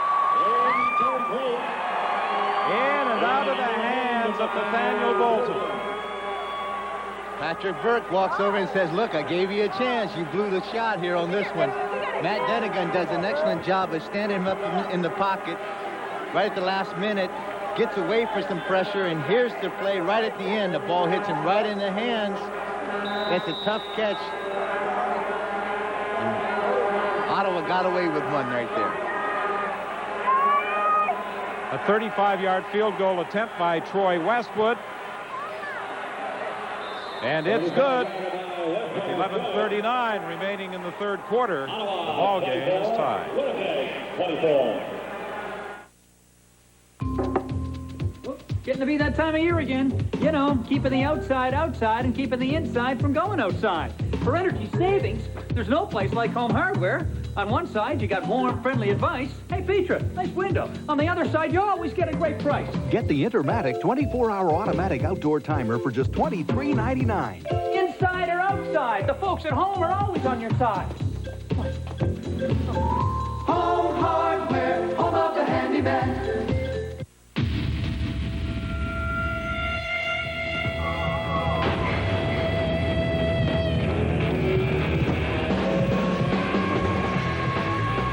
Introducing the new 1994 Acura Integra Sports Coupe and Sports Sedan. Not since Hot Wheels have cars been this fun. Track sold separately.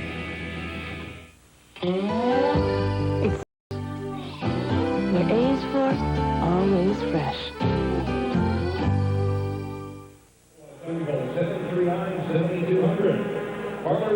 Back now live at Frank Clair Stadium in Ottawa. Another big weekend for us on the CFL on CBC. 3 telecasts, no waiting. Our next one on this holiday weekend is tomorrow afternoon.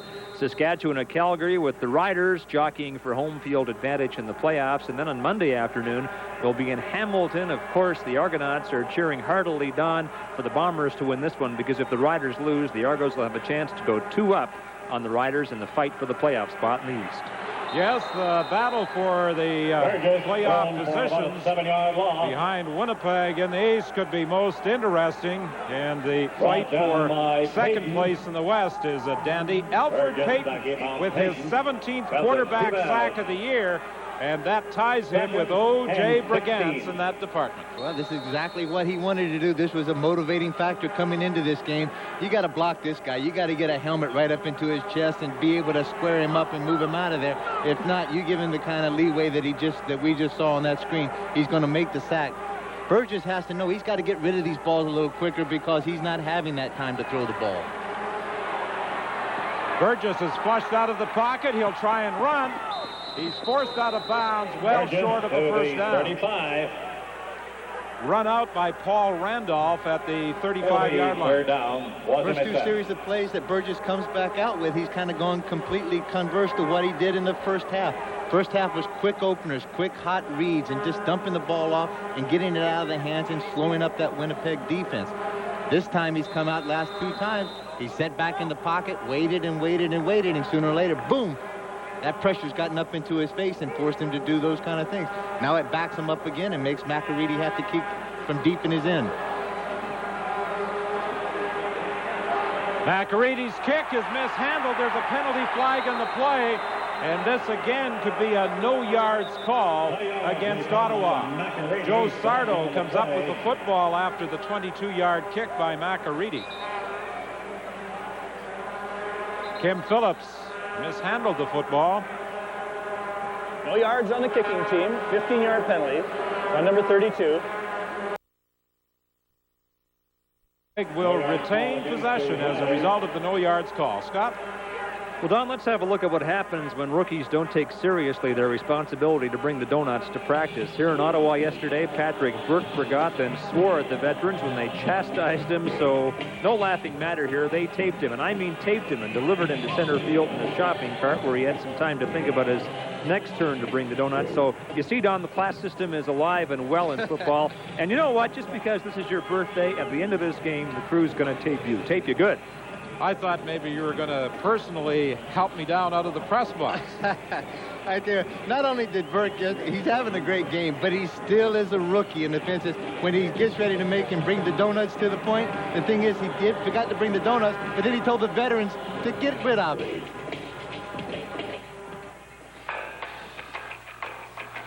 This Nike commercial is boring.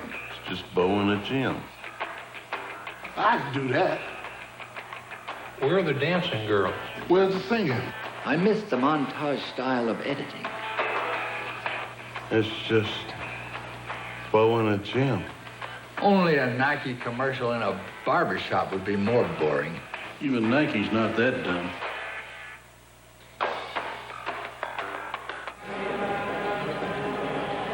Kim Phillips has had a bit of a difficult time fielding third down punts, but twice Ottawa has encroached upon the 5-yard area.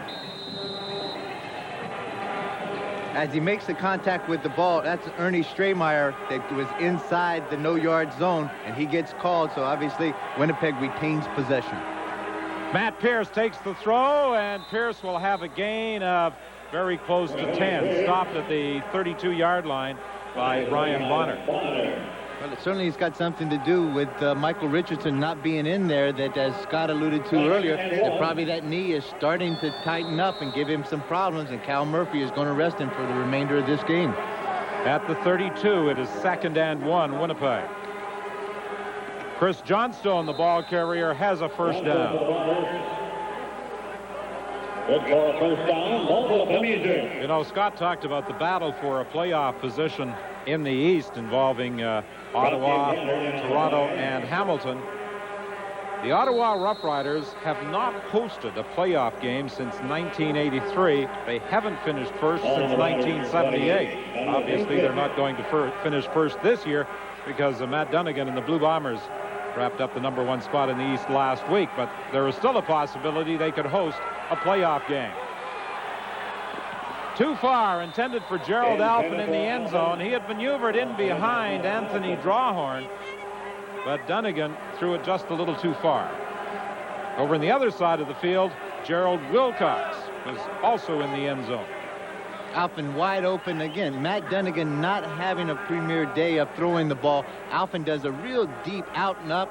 And at the last minute, Drawhorn kind of looks in the backfield. Boom. Then he loses Alphin. Alphin's got 3 or 4 steps on him, but the ball's overthrown. 2nd and 10, Winnipeg. The ball is at the 29.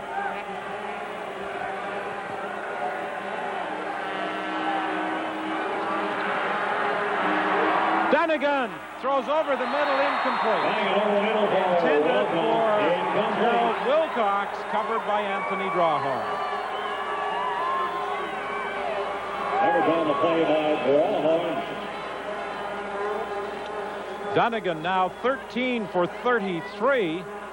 Not impressive numbers in that regard, but he has 310 passing yards. Wilcox, the key figure in receptions for Matt Dunnigan. Breaks across the middle, is wide open. The ball is up high, it's overthrown, and the reason that it's overthrown is at the last minute, and we'll get a look of it a little later, Michelle Raby gets right up in Matt Dunnigan's face and forces him. Westwood is good from 36 yards. Troy Westwood, with his second field goal of the game, puts Winnipeg in front with 8:19 remaining in the third quarter. There are some things parents will never hear. Would it be okay if I went to bed early tonight? Things that would be too good to be true. Would anyone mind if I vacuum the stairs? Luckily, some things are good and true, like the McDonald's family-sized pepperoni pizza. Smothered in cheese and pepperoni for only $5.99 or 2 for $10. Every day. No dessert for me, Mom. I don't deserve it. A family-sized pepperoni pizza. It's a parent's dream come true.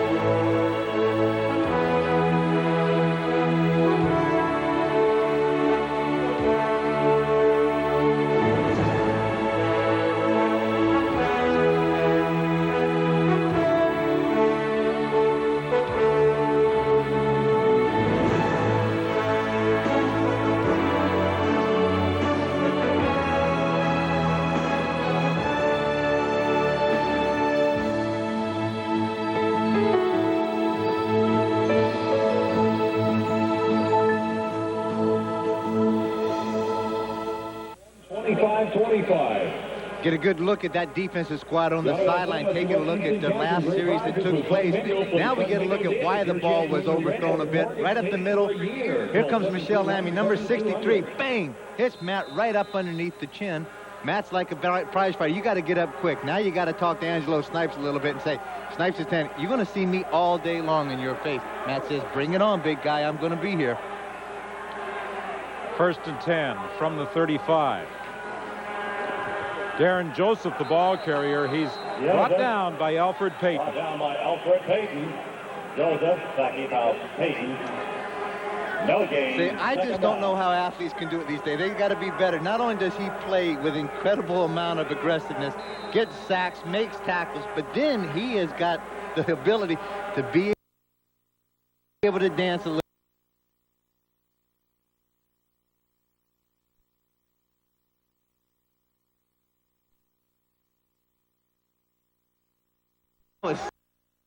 Suck and win.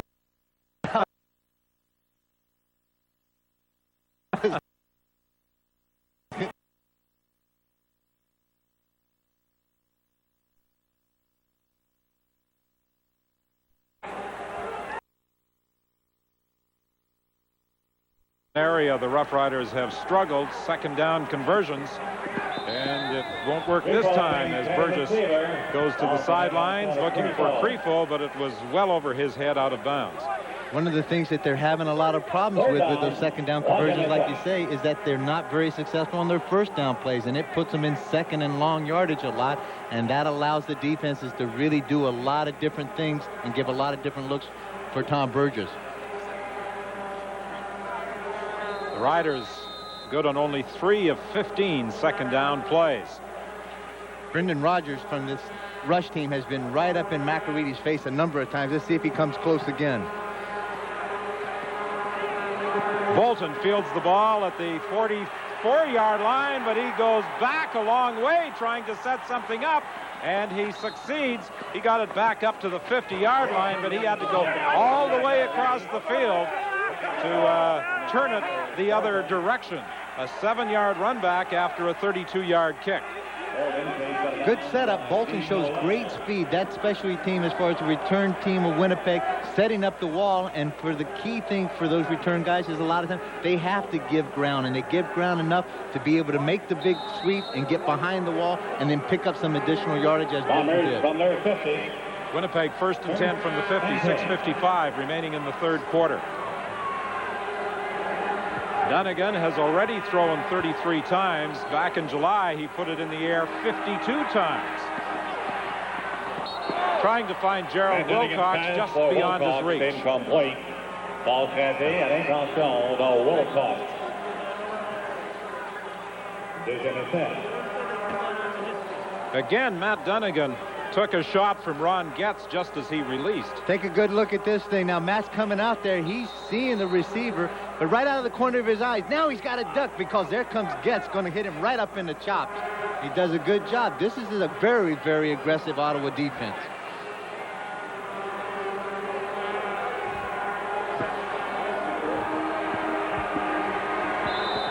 Apparently, there's a problem with the football. Dave Van Coen at the center is asking for a dry ball.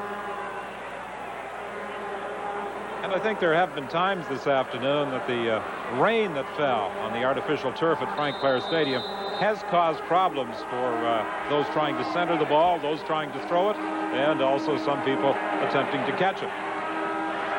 This guy hasn't had many problems trying to catch the football. Gerald Wilcox in front of Joe Fuller, but it appears to be at least 2 yards shy of a first down. Quick slant pattern, makes the thing where he says he slides back out, does a reverse pivot, comes back inside, does an excellent job of concentrating on the ball, makes the catch, but as you say, Whit, he came up exactly.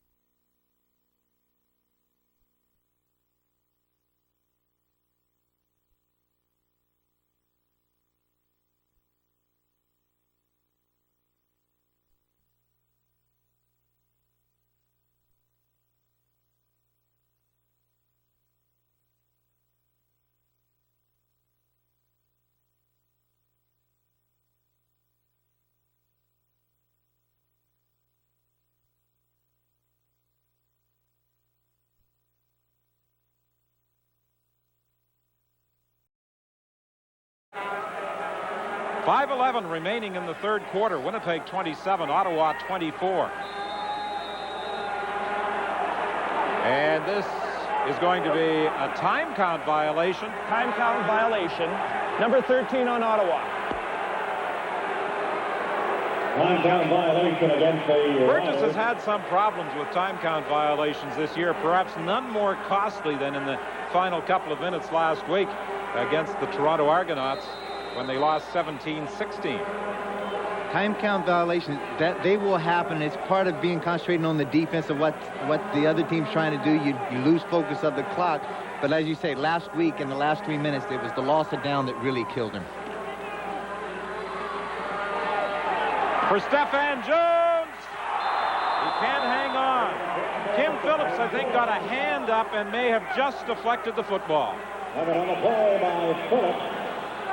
Tom Burgess going for the home run again, and this is the Winnipeg defense that doesn't give up very many big plays. But you'll see right in the last minute, watch Stefan Jones' left arm give a little push. All right, give a little push to Kim Phillips and get out of my way, and then tries to make the reception.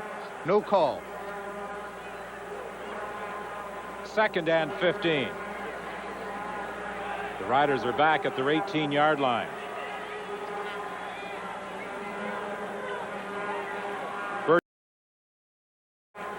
Second and 15. The Riders are back at their 18-yard line. Burgess from the shotgun. Over the middle for Ellingson. He can't hang on. Jason Jakovich, the safety, hit him at about the same instant the ball arrived, but Ellingson couldn't hang on to the football, and he is hurt. Jakovich hit him, and it hit him. I think it got him right about the knee. He had excellent presence of mind, the concentration to be able to catch the ball on the second time that it bounced off of him. Hopefully he's going to be all right. So you've had a rough day, but you still have a family to feed. Well, bring them the Sizzler, where kids eat for just 99 cents. With Sizzler's new Just for Kids bar, your kids can get just what they want. It's just their size. It's just filled with things they love. And for 99 cents Monday through Thursday, it's just the right price.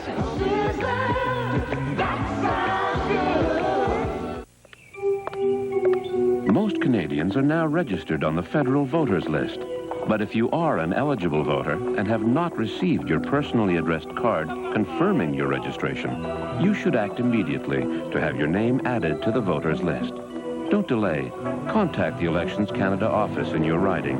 To obtain the phone number, call 1-800-267-VOTE. It's important because your vote is your say. Many you'll never meet. Bill Hughes, mechanic.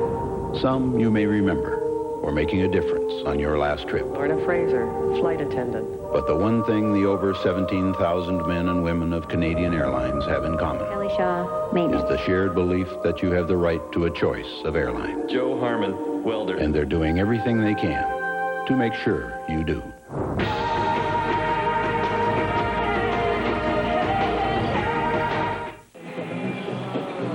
The bad news is that James Ellingson couldn't hang on to the throw from Tom Burgess. The good news is he was able to get up and walk off to the sidelines. Under his own power, just right at the last minute as the throw comes in. Take a good look at Djokovic. Right there, do you see where it hits the knee? The ankle is planted. The thing that has to give is around the knee joint. Good kick by McAready. Donald Smith has replaced Ken Phillips on the punt return team. Penalty flag as Smith is brought down at the Ottawa 54 by Greg Stuman, a 43-yard punt and a 6-yard run back. 4:18 remaining in the third quarter at Frank Clair Stadium.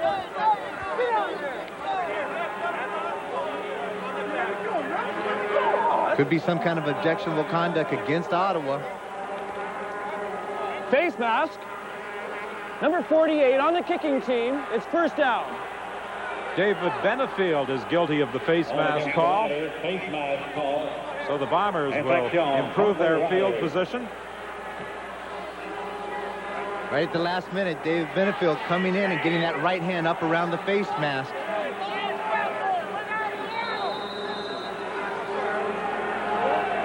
Winnipeg 1st and 10. They are at the Ottawa 39. Matt Dunnigan continues to direct the offense. The toss to Pierce, the reverse with Bolden. And it is going to lose yards as Joe job of breaking it up.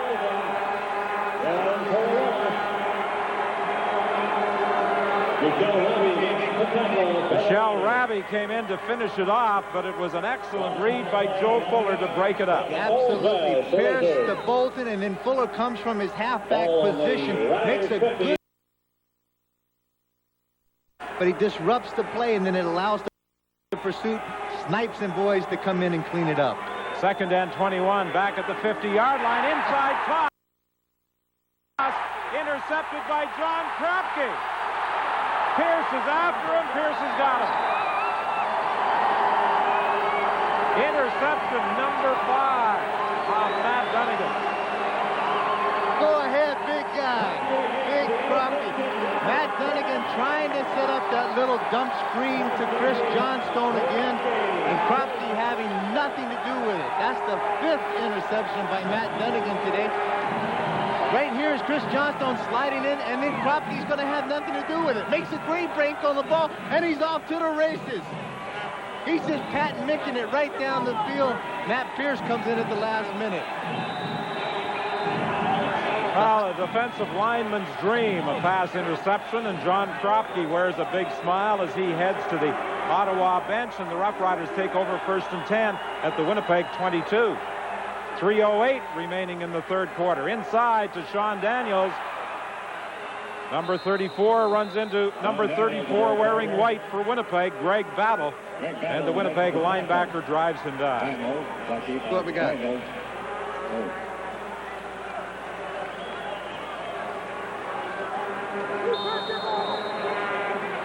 Here we go right here. You're going to get just a trap play here.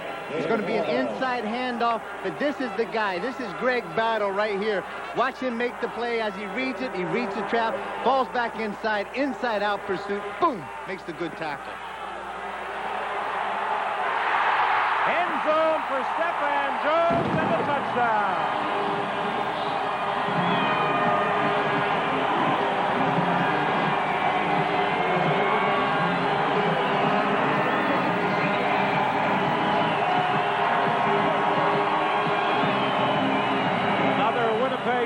over, and more Ottawa points as Stephan Jones beats Tim Phillips to the corner.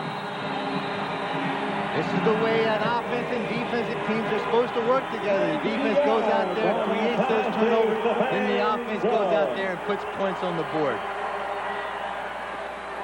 McAreedy with the point after, and now the Ottawa Rough Riders lead by 4. Scott? Well, Don, the touchdown by Stephan Jones came off the turnover, the interception by John Kropke, and I think it's worth noting that Kropke is only in the lineup today because Dexter Manley was unable to go. I guess this is this week's edition of the Dexter Report. He's not playing again, made a brief comeback 2 weeks ago, hurt his elbow in the first half. Now the problem is his knee, although it really has been difficult for the medical staff to find anything wrong with it, but that solved a problem for head coach Ron Snelzer. He didn't want to sit John Kropke down. He would have had to had Manley been able to go because the Ottawa ownership certainly would have ordered him to put Manley in the lineup. That would have meant Kropke would not have played today, and who knows how this game would have unfolded. Well,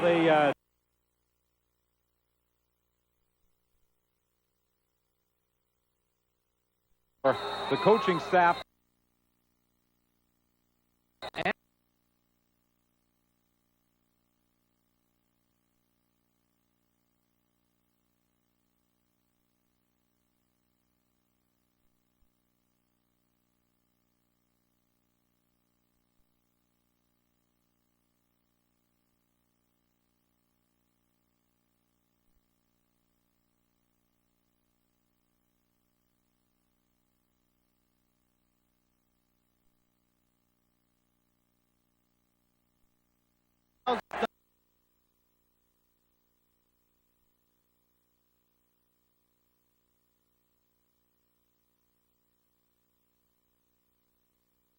David Williams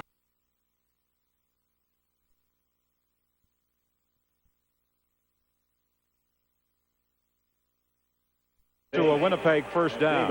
Williams number 4 all time in CFL touchdown receptions. He has a career total of 70.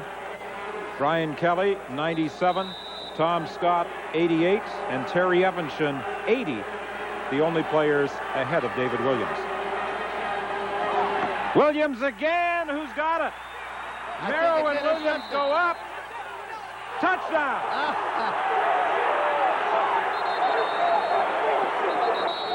They're still battling for the football, but the official right there ruled that it's a Winnipeg touchdown. That's a good to David Williams on the touchdown.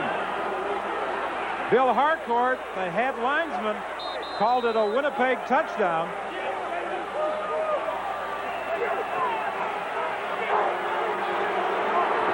And that's career touchdown number 71 for David Williams.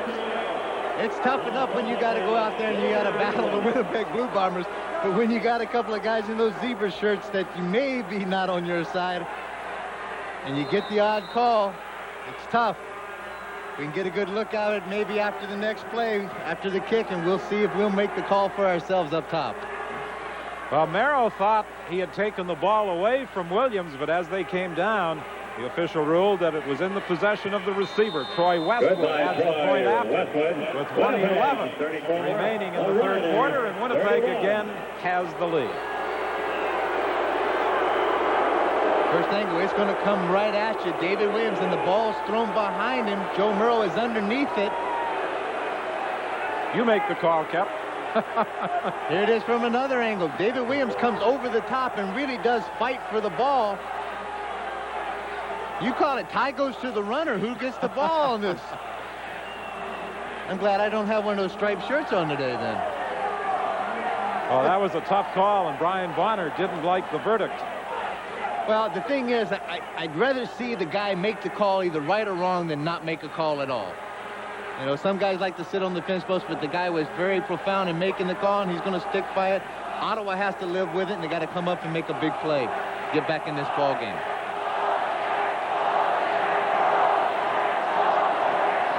They woke up the fans. For some in the nation's capital, isn't sitting on the fence part of the daily routine? I'll leave that up.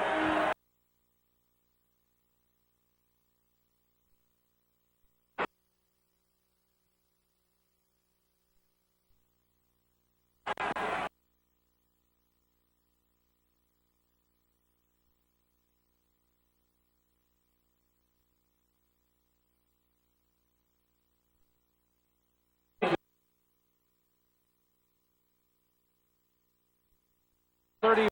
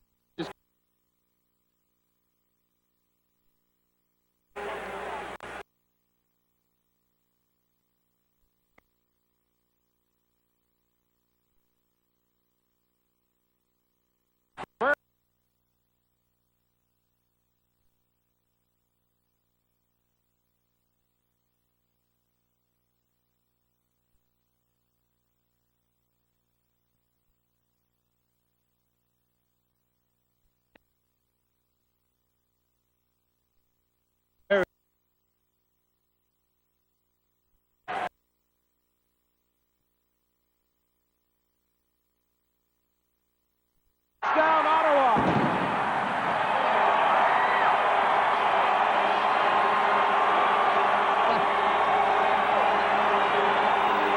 What goes around comes around, Red.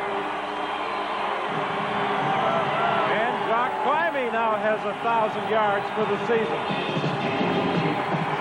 A career year earlier for Winnipeg slotback Gerald Wilcox, and Jock Climbey joins him as a 1,000-yard receiver. Halfback blitz, that means the safety Jack is coming across the set. He's going to cover Jock Climbey.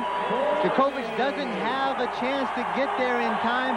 Climbey with good speed gets behind him, able to have, again, the presence of mind after he falls on his own, makes the reception, get up and get it into the end zone.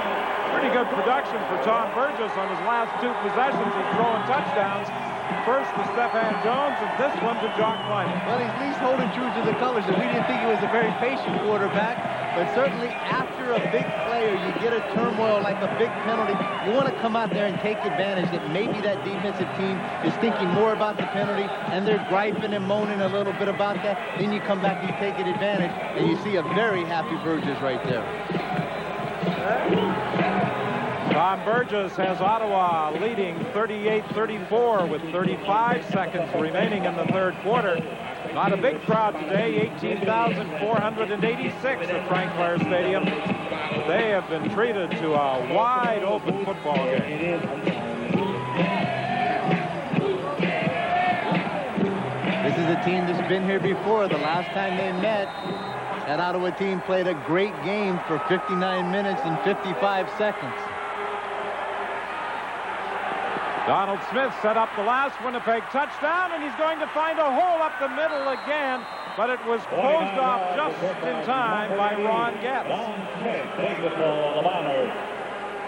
Had not 49-yard kickoff, 22-yard return, had not Getz come in right at the last tackle. Donald Smith was headed in for 6 points.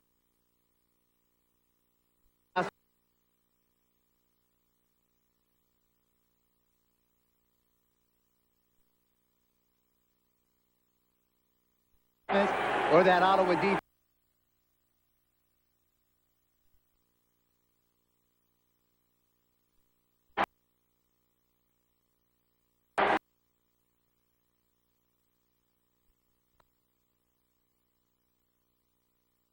Off 54. A gain of 9 yards before Brian Bonner pulled the feet out from under. The final play of the third quarter coming up. Gain of about 8. Gain of rebound. 2nd and 2. Here's what he do. They spot the ball outside the 54-yard line. 2nd and almost 2, Winnipeg. What do you think, Kep? Will Dunnigan throw it? Here he comes with the option. Ron Getz got him from behind, but not before Dunnigan got to the 40-yard line. And Winnipeg will have it 1st and 10 when we return with the fourth quarter. All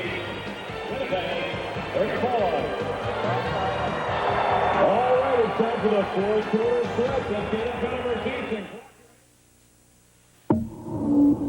major purchase involves a leap of faith. Buy a Nissan and it doesn't have to, thanks to the Nissan Satisfaction Commitment, including 6-year warranties and 24-hour roadside assistance at no extra cost. Because we believe warranty should protect the people who drive the cars, not the people who make them. Nissan, built for the human race.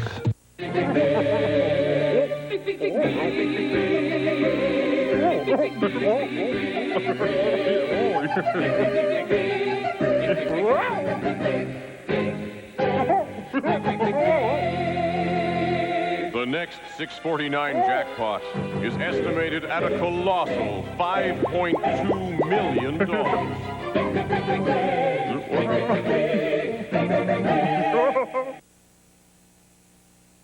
Hi, hon. Another stellar day for the self-employed? Just when I seem to be getting ahead. More bills. Your Yellow Pages are more than a collection of listings and ads. They represent the hopes and dreams of real people like Jan. Yeah. Hi, it's Jan from Locale Heroes. Listen, I got 30 guys working through the night. My regular guy let me down. Hot soup and subs okay? Hey, Jan, I have 3 more sites around town. Why don't you give me a call tomorrow? We'll chat. Thanks. Yellow Pages will always be there.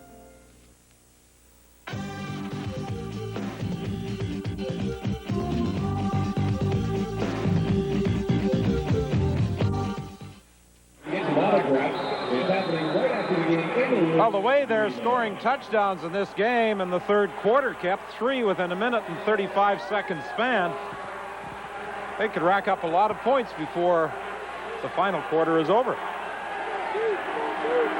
Winnipeg 1st and 10 from the 40. Alphen takes it out of bounds at the 33-yard line. Winnipeg with 375 net yards, Ottawa with 259.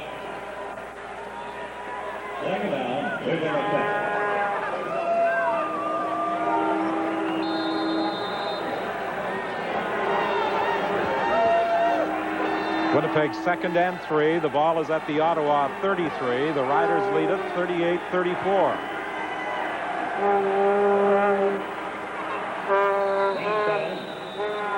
Inside handoff to Chris Johnstone.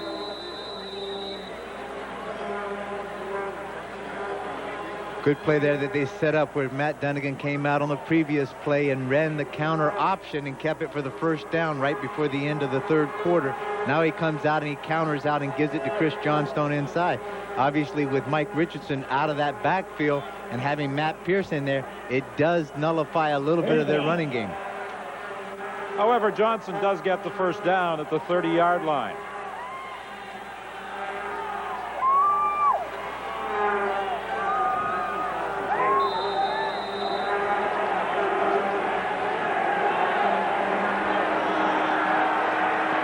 Dunnigan for Pierce. Touchdown.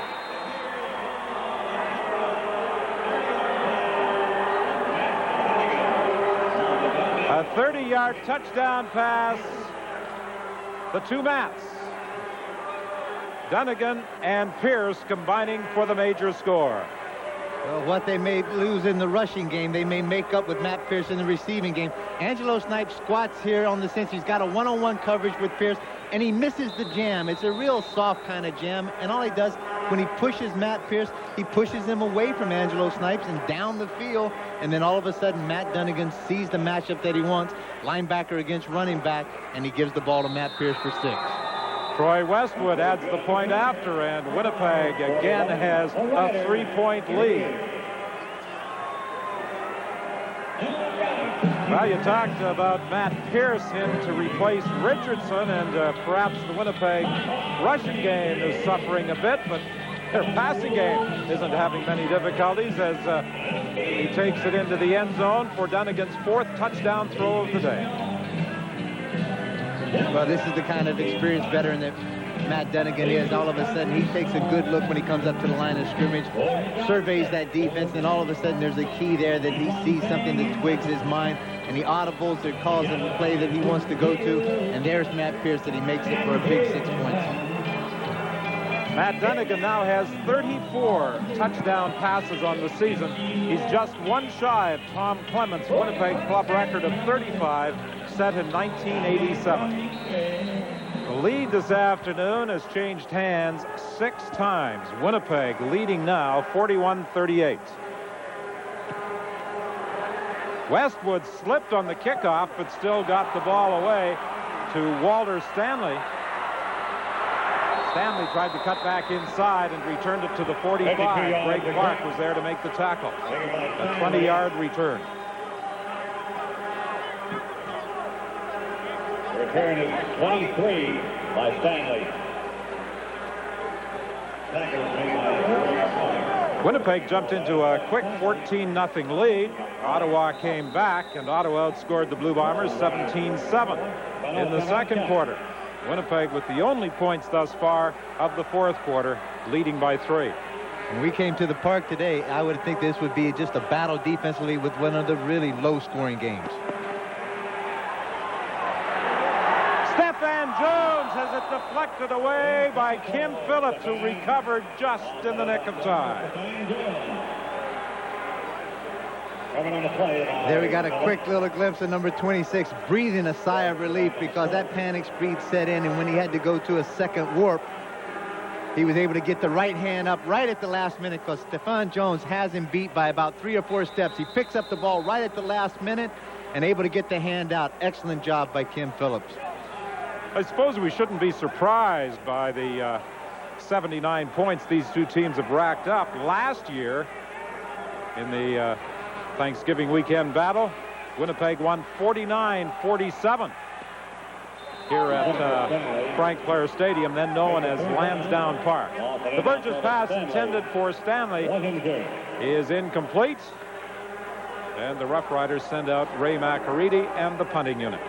Granted that some of those big plays had actually worked and they put some points on the board, but I don't think you can make a steady diet of it as Tom Burgess just did.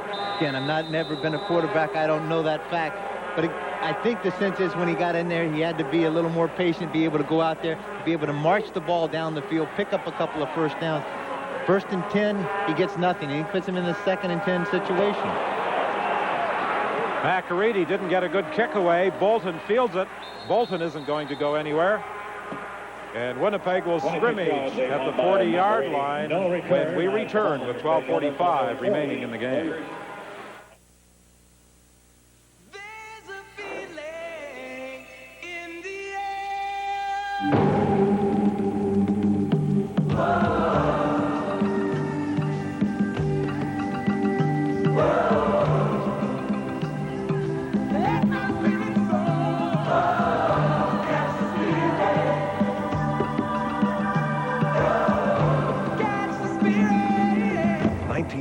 Commonwealth Games. Victoria, catch the spirit. Oh, does this take me back? 1959, my sister's wedding. That's the house we all grew up in. You know, I can't remember my dad ever mentioning what it was worth. Gee, he didn't have to. It was home. And every time I help a family settle in, I want them to have that same feeling. It's nice to see that sense of commitment is back in fashion.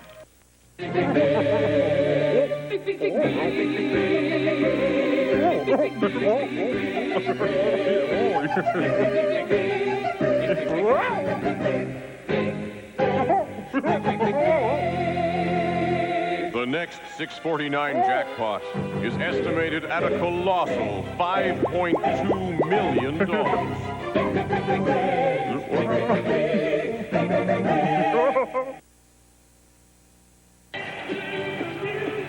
Another reminder that Molson Hockey Night in Canada begins another season tonight. Buffalo's at Montreal, rematch of last year's division finalists. Chicago and Toronto play at Maple Leaf Gardens, and in Vancouver, Calgary and the Canucks meet, each team looking for its second victory in as many starts. And the telecasts all begin at 8 o'clock Eastern. Check your local listings for the game in your area. Yes, with 2 new teams and 4 new divisions, a new playoff format, another exciting National Hockey League season underway on Tuesday of this week. And Hockey Night in Canada, as Scott said, returning to your television screens this evening. Matt Pierce, the ball carrier, up to the 46-yard line. Brian Bonner made the tackle, and Glenn Kulka is the injured player. The Winnipeg Blue Bombers have racked up 41 points this afternoon. They now have 558 on the season. That is a Winnipeg club record, breaking the 554-point total they scored in 1987. So while the Bombers have first place wrapped up in the East, there are a lot of individual records and club records that could fall before the season comes to a close. Well, Kenniston's a major traffic artery in Winnipeg. Don and I know that because we live there. It runs right through CFB Winnipeg. And boy, it was neat to drive home the other night and see all the kids line the boulevard holding signs, waiting for their daddies to come home from a 6-month tour of peacekeeping duty in the former Yugoslavia. By tomorrow night, all the members of the 2nd Battalion of the Princess Patricia Canadian Light Infantry will be home. And next Friday evening, prior to the Bombers game against Sacramento at Winnipeg Stadium, the Bombers will salute the battalion in some major pregame ceremonies that will include parachutists and a couple of Army bands. And of course, that's the first game of week 15 of the CFL schedule. Ottawa's at Edmonton, Hamilton at Saskatchewan, Calgary at Toronto. Don? Yes, the Winnipeg Blue Bombers will pay tribute to the men in the forces, with Sacramento visiting Friday night at Winnipeg Stadium. Winnipeg 2nd and 5. The ball is at the 45-yard line.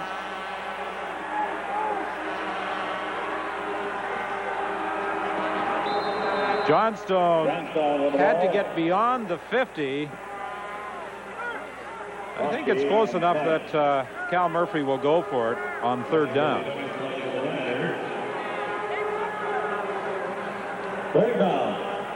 That comes with that option play that he had good success with. You can see big Brent McNeil, and all of a sudden there's Miles Gurrell coming inside, doing a lot of hard work down in the trenches. They come up short. They're short by about 1.5 yards, and Cal Murphy decides to punt the ball away. I thought they had initially spotted the ball a little closer to the 50-yard line, but they mark it back at the 49, so it's well over 1 yard. An appreciative pat in the back for Chris Johnstone. Johnstone tried to crawl forward, and I guess the official picked that out, and as a result spotted the ball back at the 49. 11:29 remaining in the football game.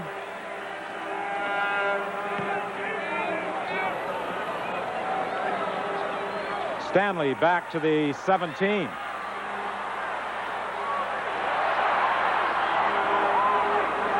And Matt Pierce and Brendan Rogers and Leon Hatziano all there to make the tackle. Brendan Rogers takes a great deal of pride in his play on special teams. And even though Matt Pierce was downfield ready to wrap up the punt returner, Rogers was going to get his piece of the action. Well, he's going to get in there. He wants to make a hand on it and know that those guys, that he's around all the time. And again, some of the things that he likes to do after he makes a tackle, it's a little extrovert. He gets up in guys' faces and talks to them. And what this does is it's intimidation factor. And part of it is to take some of those guys' mind off of their play, off of the game, and maybe concentrate more on him. And if they do, maybe they don't do their job as well as they should on offense.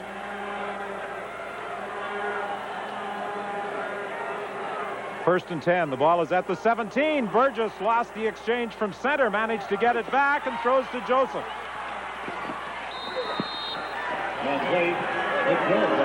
Greg Battle brought down Darren Joseph, the sophomore running back, at the 26-yard line, about 1 yard short of a first down. This is the second time that Tommy Burgess was going to come out from underneath Chris Giaskas a little too quickly and almost lost the handle. Did lose it, was able to pick it up and make the completion. Makes it second and very short yardage. As Tommy said, Chris doesn't always get the ball into his hands with the laces in the proper position.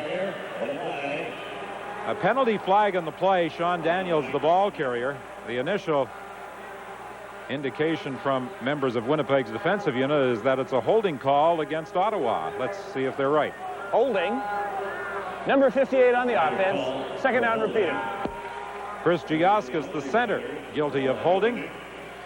That will move the ball back to the 16-yard line. It's now 2nd and 11, Ottawa. A lot of things going through the young center's mind. Again, mishandles the snap the play before. Now all of a sudden you got to concentrate on getting the snap and also being able to fend off and block a guy like Stan Mikolas. You get called for the hold.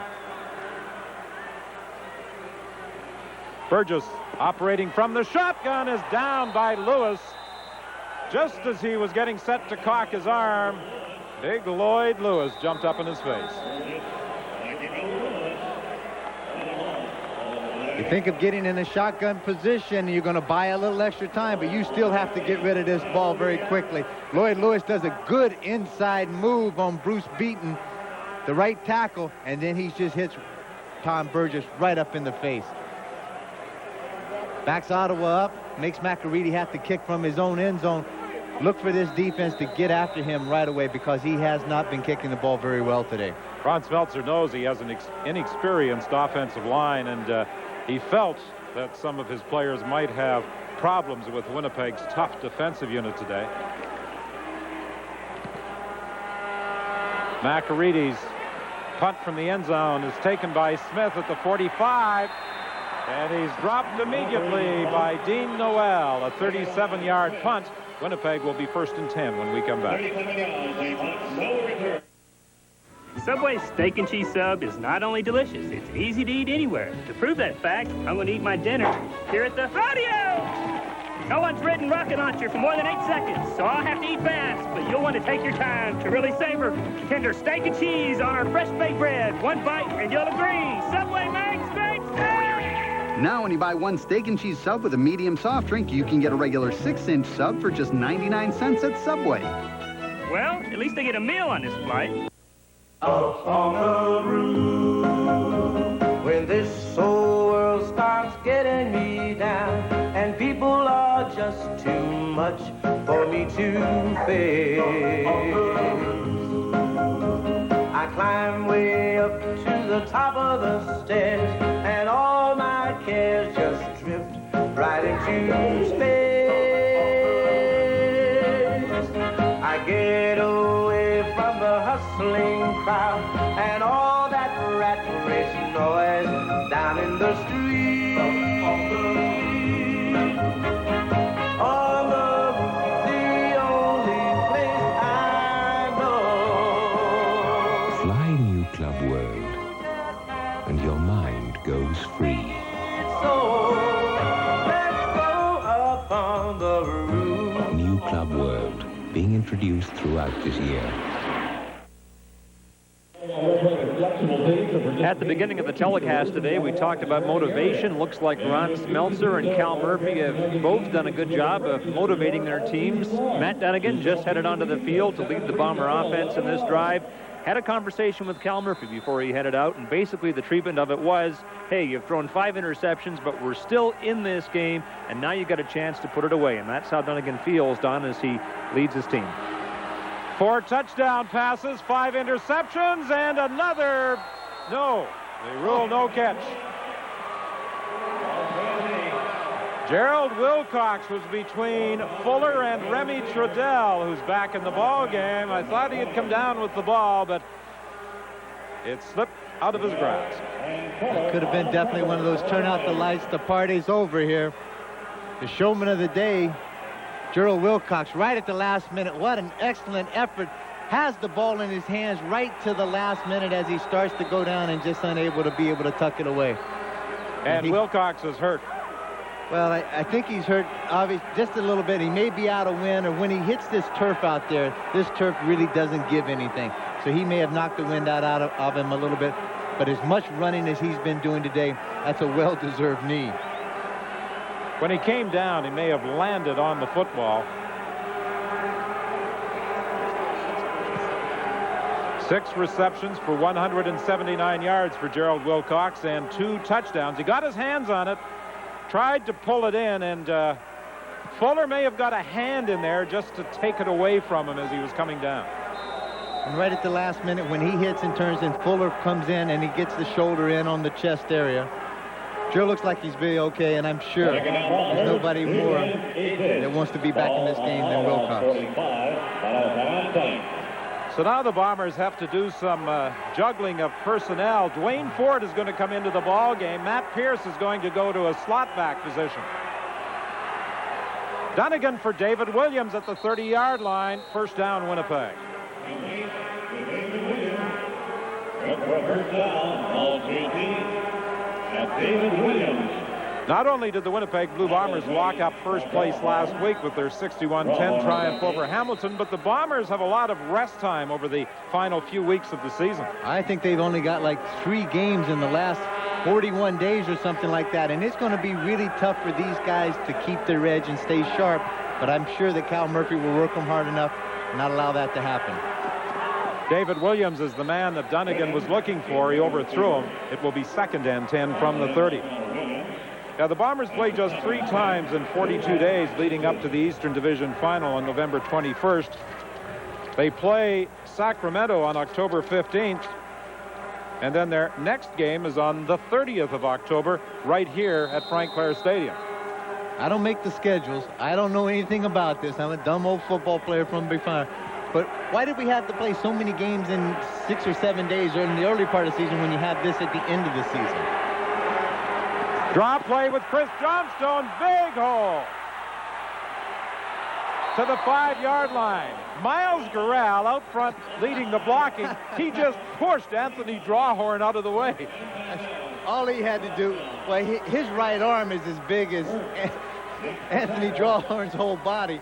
He came out there. Miles is listed generously in the playbook. It's somewhere around 290 pounds. You don't believe that for a moment. I wouldn't call the man a liar. It may have been just a misprint of whoever made the brochure. But in the last minute, Patrick Burke comes in and just levels Chris Johnstone. Miles just reached out and pushed Drawhorn out of the road. Johnston, the ball carrier, down to about the 1-yard line. Getz and Bonner bring him down. 7:05 remaining. Winnipeg 41, Ottawa 38. This has been an area where Winnipeg hasn't had a lot of problems. They get the ball inside the 10-yard line. Most of the time, they come away with 6 points. Second and goal from the 2. Wilcox back in the game. Johnston again. This time he's stopped at the 1. Pretty good defensive surge.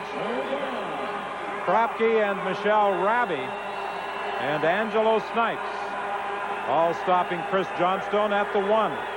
Instead of countering out this time, Matt Dunnigan just comes with a straight handoff to Chris Johnstone. He's setting up the option play again.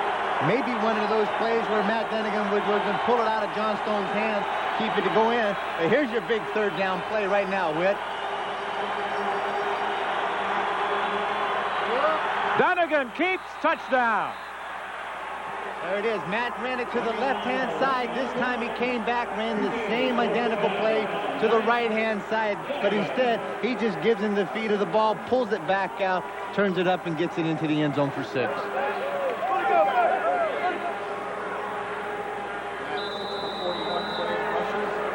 Dunnigan's carried the ball 6 times today for 41 yards, his first touchdown of the afternoon. That's Matt's 11th touchdown rushing.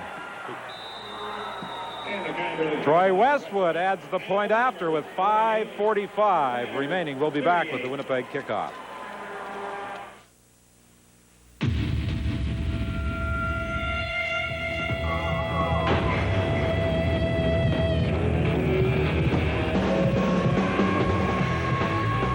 Introducing the new 1994 Acura Integra Sports Coupe and Sports Sedan. Not since Hot Wheels have cars been this fun. Track sold separately.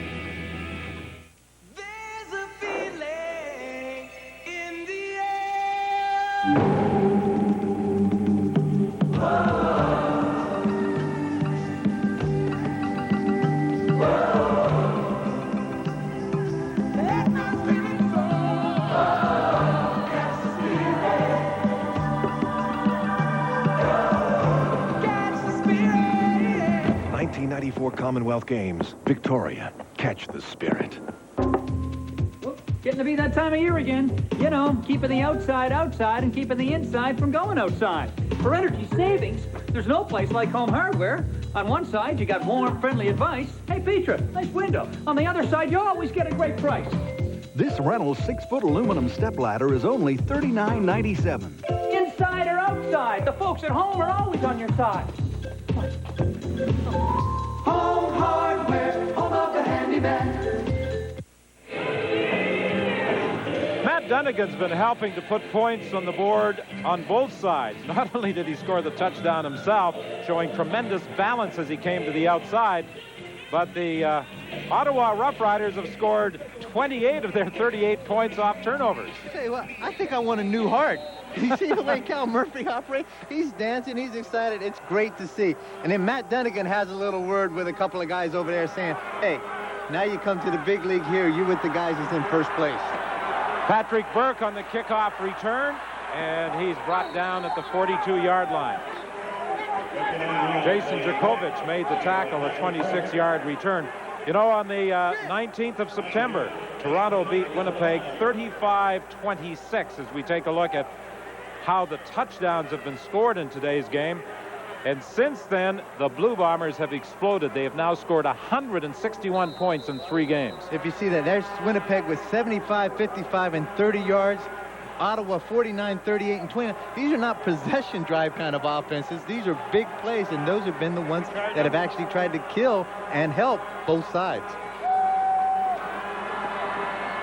Tom Burgess throws to the sidelines, and Stephan Jones has a first down at the 51. 5:18 remaining. Well, as you know, this is the Canadian Football League, and anything can happen with 5 minutes to go. Anything can happen with a few seconds to go. This is a big play guy that has come on big for Ottawa, and he is the guy, he is the go-to guy at any point in time in the next 5 minutes to try to break this game open and get Ottawa back into it. 1st and 10 Ottawa from the Winnipeg 52-yard line.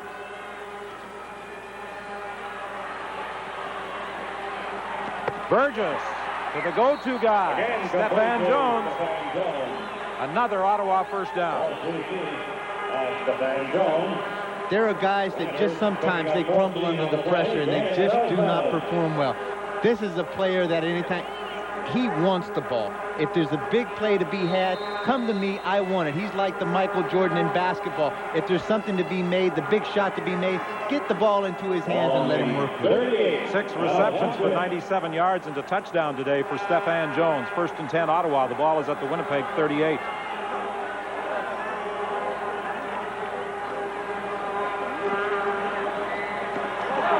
Jason Jakovich intercepts back at the goal line.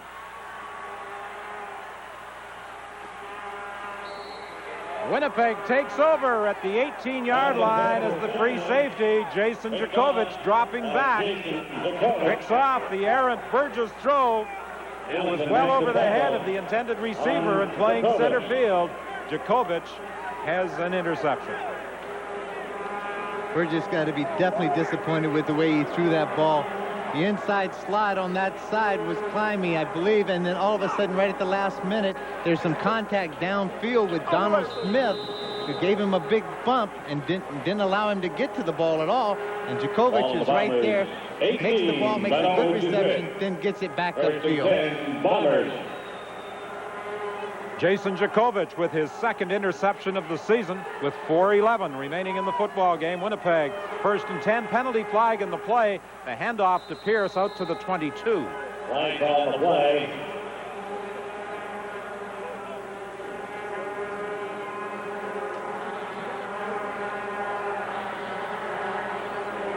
Initial call is offside Winnipeg. There's the ball carrier. And back off for there.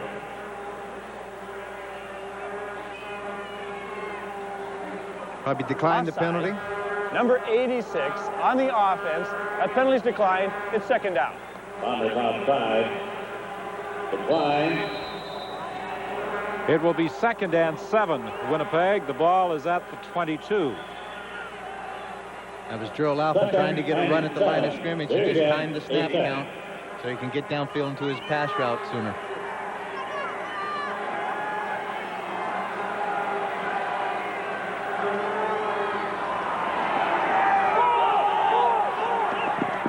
Over the head of Gerald Wilcox. He and Fuller have been waging quite a battle all afternoon. Fuller won one, but Wilcox won the big one just seconds later.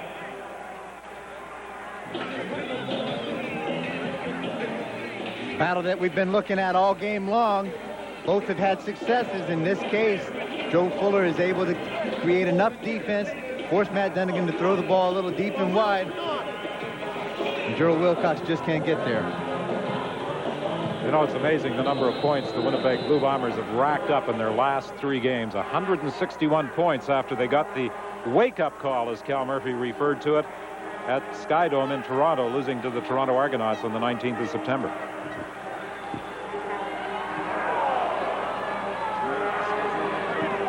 Angelo Snipes was in on Bob Cameron. The Winnipeg kicker just got it away. And it goes out of bounds at the Ottawa 54-yard line with 3:17 remaining.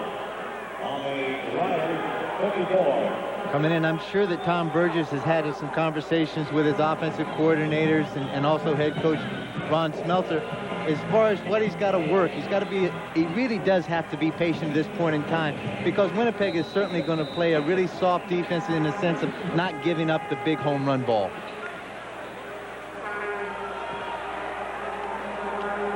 Stanley goes wide left. Stefan Jones to the right. A 5-receiver package for Ottawa. Penalty flag in the play. Burgess got away from Battle and then takes a hit from Jason Jakovich, the safety. Penalty flags on the play at the line of scrimmage. We'll sort it out when we return to Frank Clair Stadium.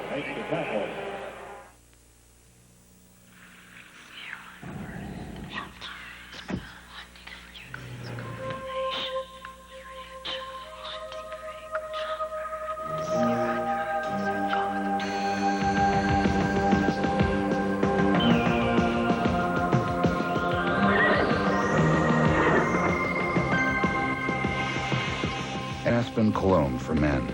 A compelling new experience for women. Aspen, now.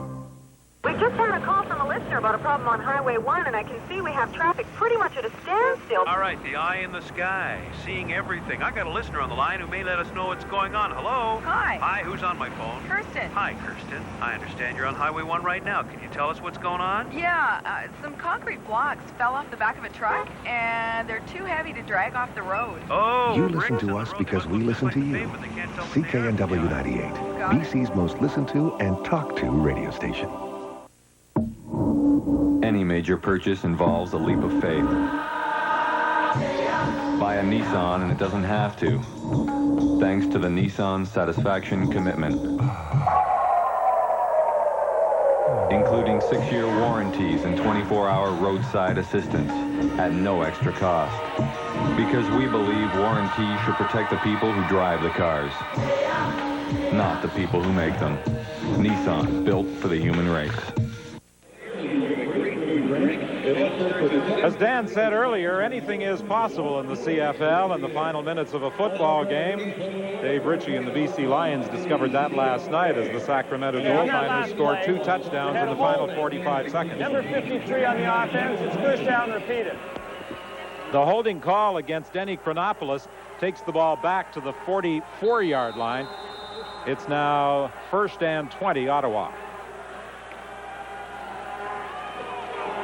For Stefan Jones, over his head. He was being covered by Kim Phillips. It will be 2nd and 20. But I think that's finally why they put me on defense. As much as I'm trying to call offense, there goes the home run ball again. I thought they'd be a little more conservative in the sense of trying to work the ball down the field, but they're still just keep banging their head up against the wall. And sooner or later, hopefully something like this, you know, they think is going to happen as far as coming up with a big play. Well, if Winnipeg hangs on to this 10-point lead, 2 teams that meet Thanksgiving afternoon won't be disappointed in the outcome. Burgess throws to the sidelines, and It was knocked away by Donald Smith. Och det passade Stanley. 2:39 remaining. Walter Stanley, the man Burgess was trying to go to, and he had Alfred Payton in his face just as he released. Burgess was able to get outside containment just for a short time, but he's sprinting out to his left. But with Payton trailing from the inside and pursuing him, he's unable to get his feet set and turn his shoulders up the field where he can actually get some zip on that ball. And Payton was going to have nothing to do with it and put him on the ground just to let him know, I'm getting close to you every time.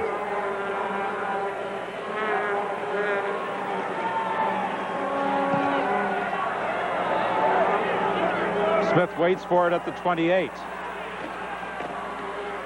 And he brings it back to the 42-yard line. Ron Getz was there to make the tackle. A 38-yard kick and a 14-yard return.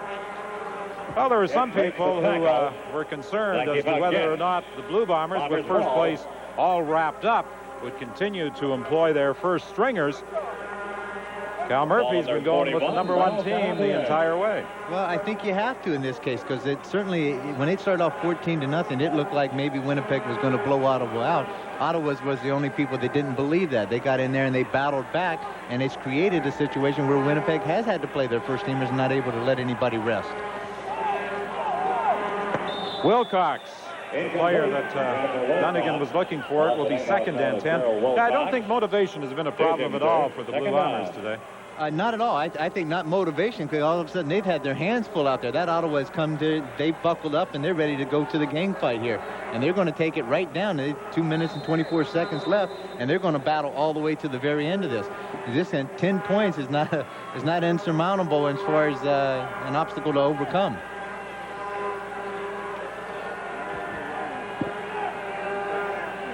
Williams goes wide left. He's lined up against Burke. Handoff inside to Matt Pierce, and Getz has him. Handoff to Pierce, followed by Getz. Getz has played a pretty strong game for Ottawa today from that linebacking position inside. Well, Getz established himself in training camp and an earlier part of the year, and that's why, in fact, that Brian Bonner became expendable at a time and was sent to Saskatchewan, and then later comes back. And then I think if you got to have one or the other, now there's a situation where both of them can be on the same side, and it has really helped this Ottawa defense come together. 2:15 remaining. Just one man back for the 3rd down punt. Quinn Magnuson had some early problems centering the ball for Bob Cameron. This time he gets it back cleanly. No yards call against Winnipeg. Greg Clark had slipped as he was trying to backpedal out of that 5-yard area. A 31-yard kick and a 7-yard return. Some of the things you just really can't fault any of those guys. That ball was kicked high, good hang time, and allowed that coverage team to get down there very, very fast. And in this turf, you just slipped. No yards. Number 65 on the kicking team. 15-yard penalty, first down. 1:55 the time remaining. No yards are called. It will be 1st and 10. The Rough Riders are at their own 50-yard line. As you said earlier, Dan, still a lot of time for things to happen. Burgess operates out of the shotgun. Chased by Stan Mikowicz and dropped for a loss back at the 36-yard line.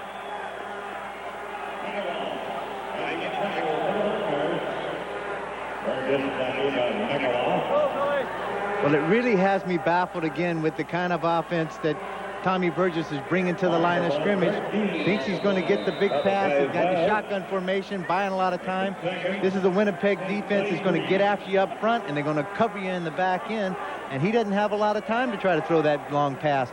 And again, it comes up with a big sack for Winnipeg, puts him in a 2nd and very long situation.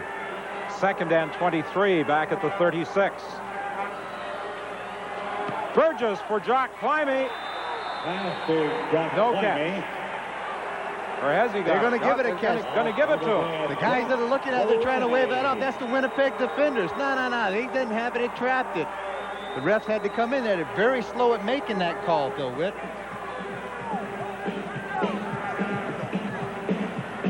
That's where those refs come in sometimes like, you make the call, I'll make the call. Let's see who's going to make it.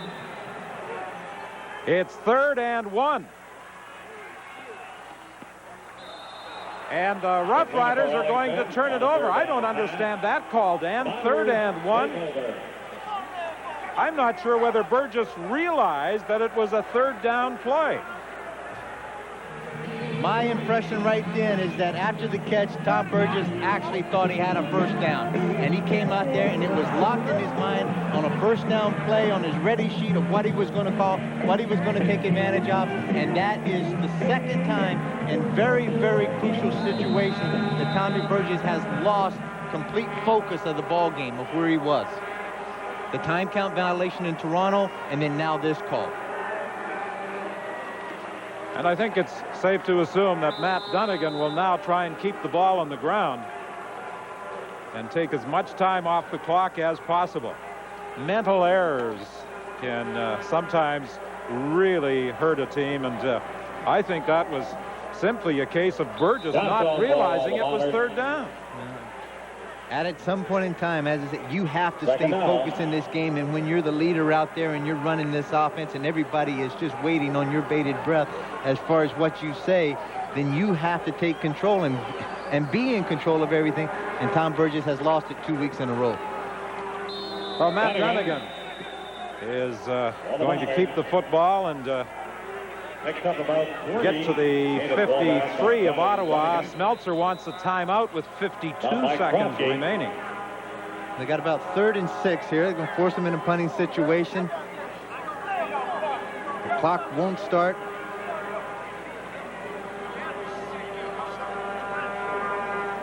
Until the ball is snapped. 48-38, Winnipeg leads. Good look. That looks like that's Nick Benjamin there, the big offensive lineman.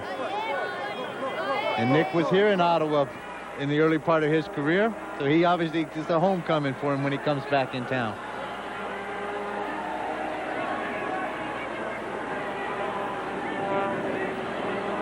With the timeout called by Ottawa, the clock doesn't start until the ball is snapped. Stanley waits for the kick at the 17-yard line. Chris Sangaris has got him. Stanley throws it across field, intended for Drawhorn. And even had Drawhorn been able to get the ball, it would have been a forward pass, forward lateral. That's exactly. They had it set up with Drawhorn kind of playing the sleepy guy to sneak off into the sideline. A play that Winnipeg had seen. I think Winnipeg did it against Ottawa last year one time. On Thanksgiving weekend. Exactly. The punt return going one way, stopping, throwing it back across as a lateral, then having Drawhorn try to take it up the field for a big play. It was an outside pass. Okay, it's 1st down. Ottawa at the 14. 37 seconds remaining. The Ottawa Rough Riders, with 4 games remaining, they have a home-and-home affair with Edmonton. And they play Winnipeg here at home, and they wind up the season in Hamilton on November 7th. Sure makes that Monday Toronto-Hamilton game really important. Burgess over the head of Stefan Jones, 31 seconds remaining.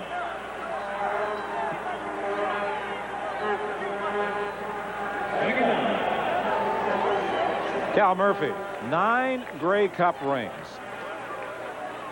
Will he get a chance for a 10th this year in Calgary on November 28th? Right now, Ron Smeltzer's concern is trying to qualify for postseason play.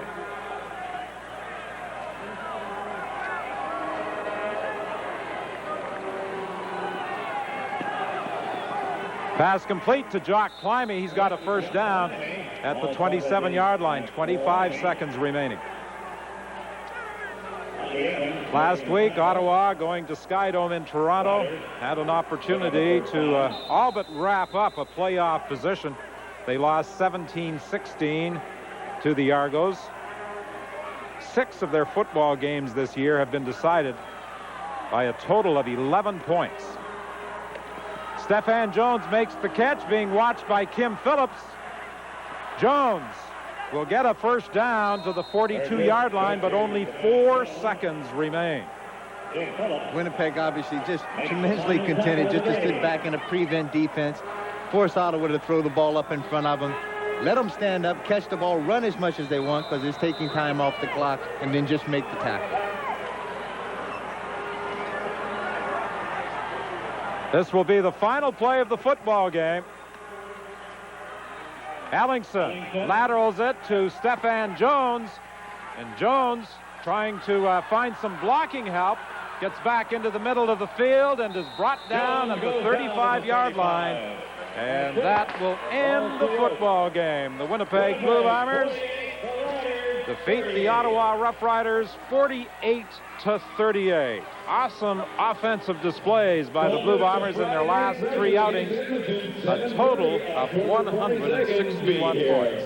I think obviously they got it working on offense, and I think the big thing that they have to do is that they see that Winnipeg also gave up 38 points. That's uncharacteristic. Let's go down to Scott. Well, Matt Dunnigan threw 4 touchdown passes today at 34 on the season. He's on record pace because Tom Clemens' team record is 35 in a single season, so that record's going to fall. But, Matt, let's talk about this game. 5 interceptions, post 48 points, and win. How do you explain it? Oh, I don't know. Just defense kept battling, offense kept battling. Tell you, the first half conditions were terrible out here, and I felt like we were throwing weighted footballs out there for the most part, but I'm not going to use that as an excuse, you know.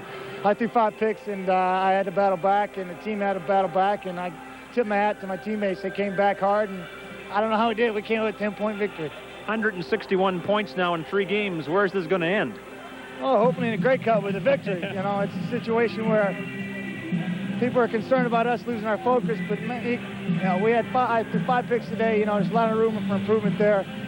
We didn't execute. We had a few drop balls here and there, you know, as some missed tackles and some, you know, missed assignments and things of that nature. You know, we can become a better football team. That's what we're going to try to do, is stay focused over the next 3 weeks and make it happen in the postseason. Well, Matt, then a few words on motivation, because you seem to have it today despite all the problems.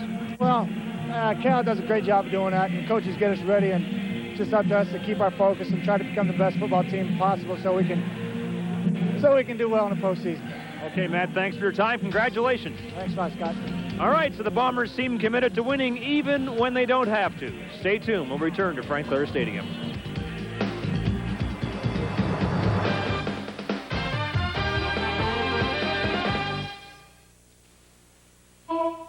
Oh, a little bungalow someplace. You know, your own backyard. Not renting. Right? A bank that understands how hard it is to save for a down payment. Now we can save for a house while using a credit card. Well, it's nice to know we're getting something out of it. I see a barbecue in the backyard. I see a swing set. You're not, Yeah, this is nice. Like the seats. Lots of room, that's good. Whoa, lots of room back there, too. Right, smooth. Real smooth. They must have fixed this road. Chevy, the most dependable, longest-lasting trucks on the road. Even when it's just barely a road at all. I lived in the States at one time, and as I think everybody knows, their health system down there is just horrendous. It can put a person bankrupt overnight, and particularly senior citizens that are in that condition. And certainly we don't want that to happen in Canada. And if Preston Manning makes these changes that he's suggesting and turns it over to the province, I don't know what's going to happen. And I'm concerned about that. And I think the senior citizens are concerned about that.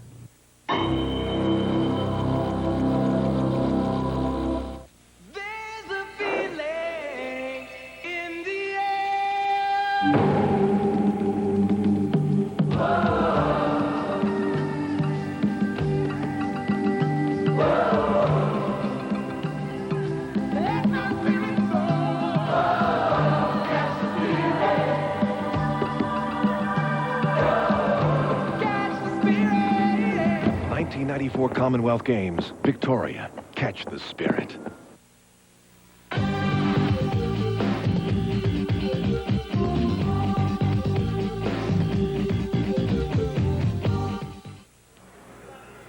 The goal for the Bombers is to stay sharp heading for the East Division Final and maybe the Grey Cup. They may have denied it, but they worried about it this week. 48-38 the final. Our next telecast tomorrow afternoon, Saskatchewan's in Calgary. On Monday afternoon, we'll be at Ivor Stadium, where the Argos will have a chance to go 2-up on Ottawa in the fight for a playoff spot in the East.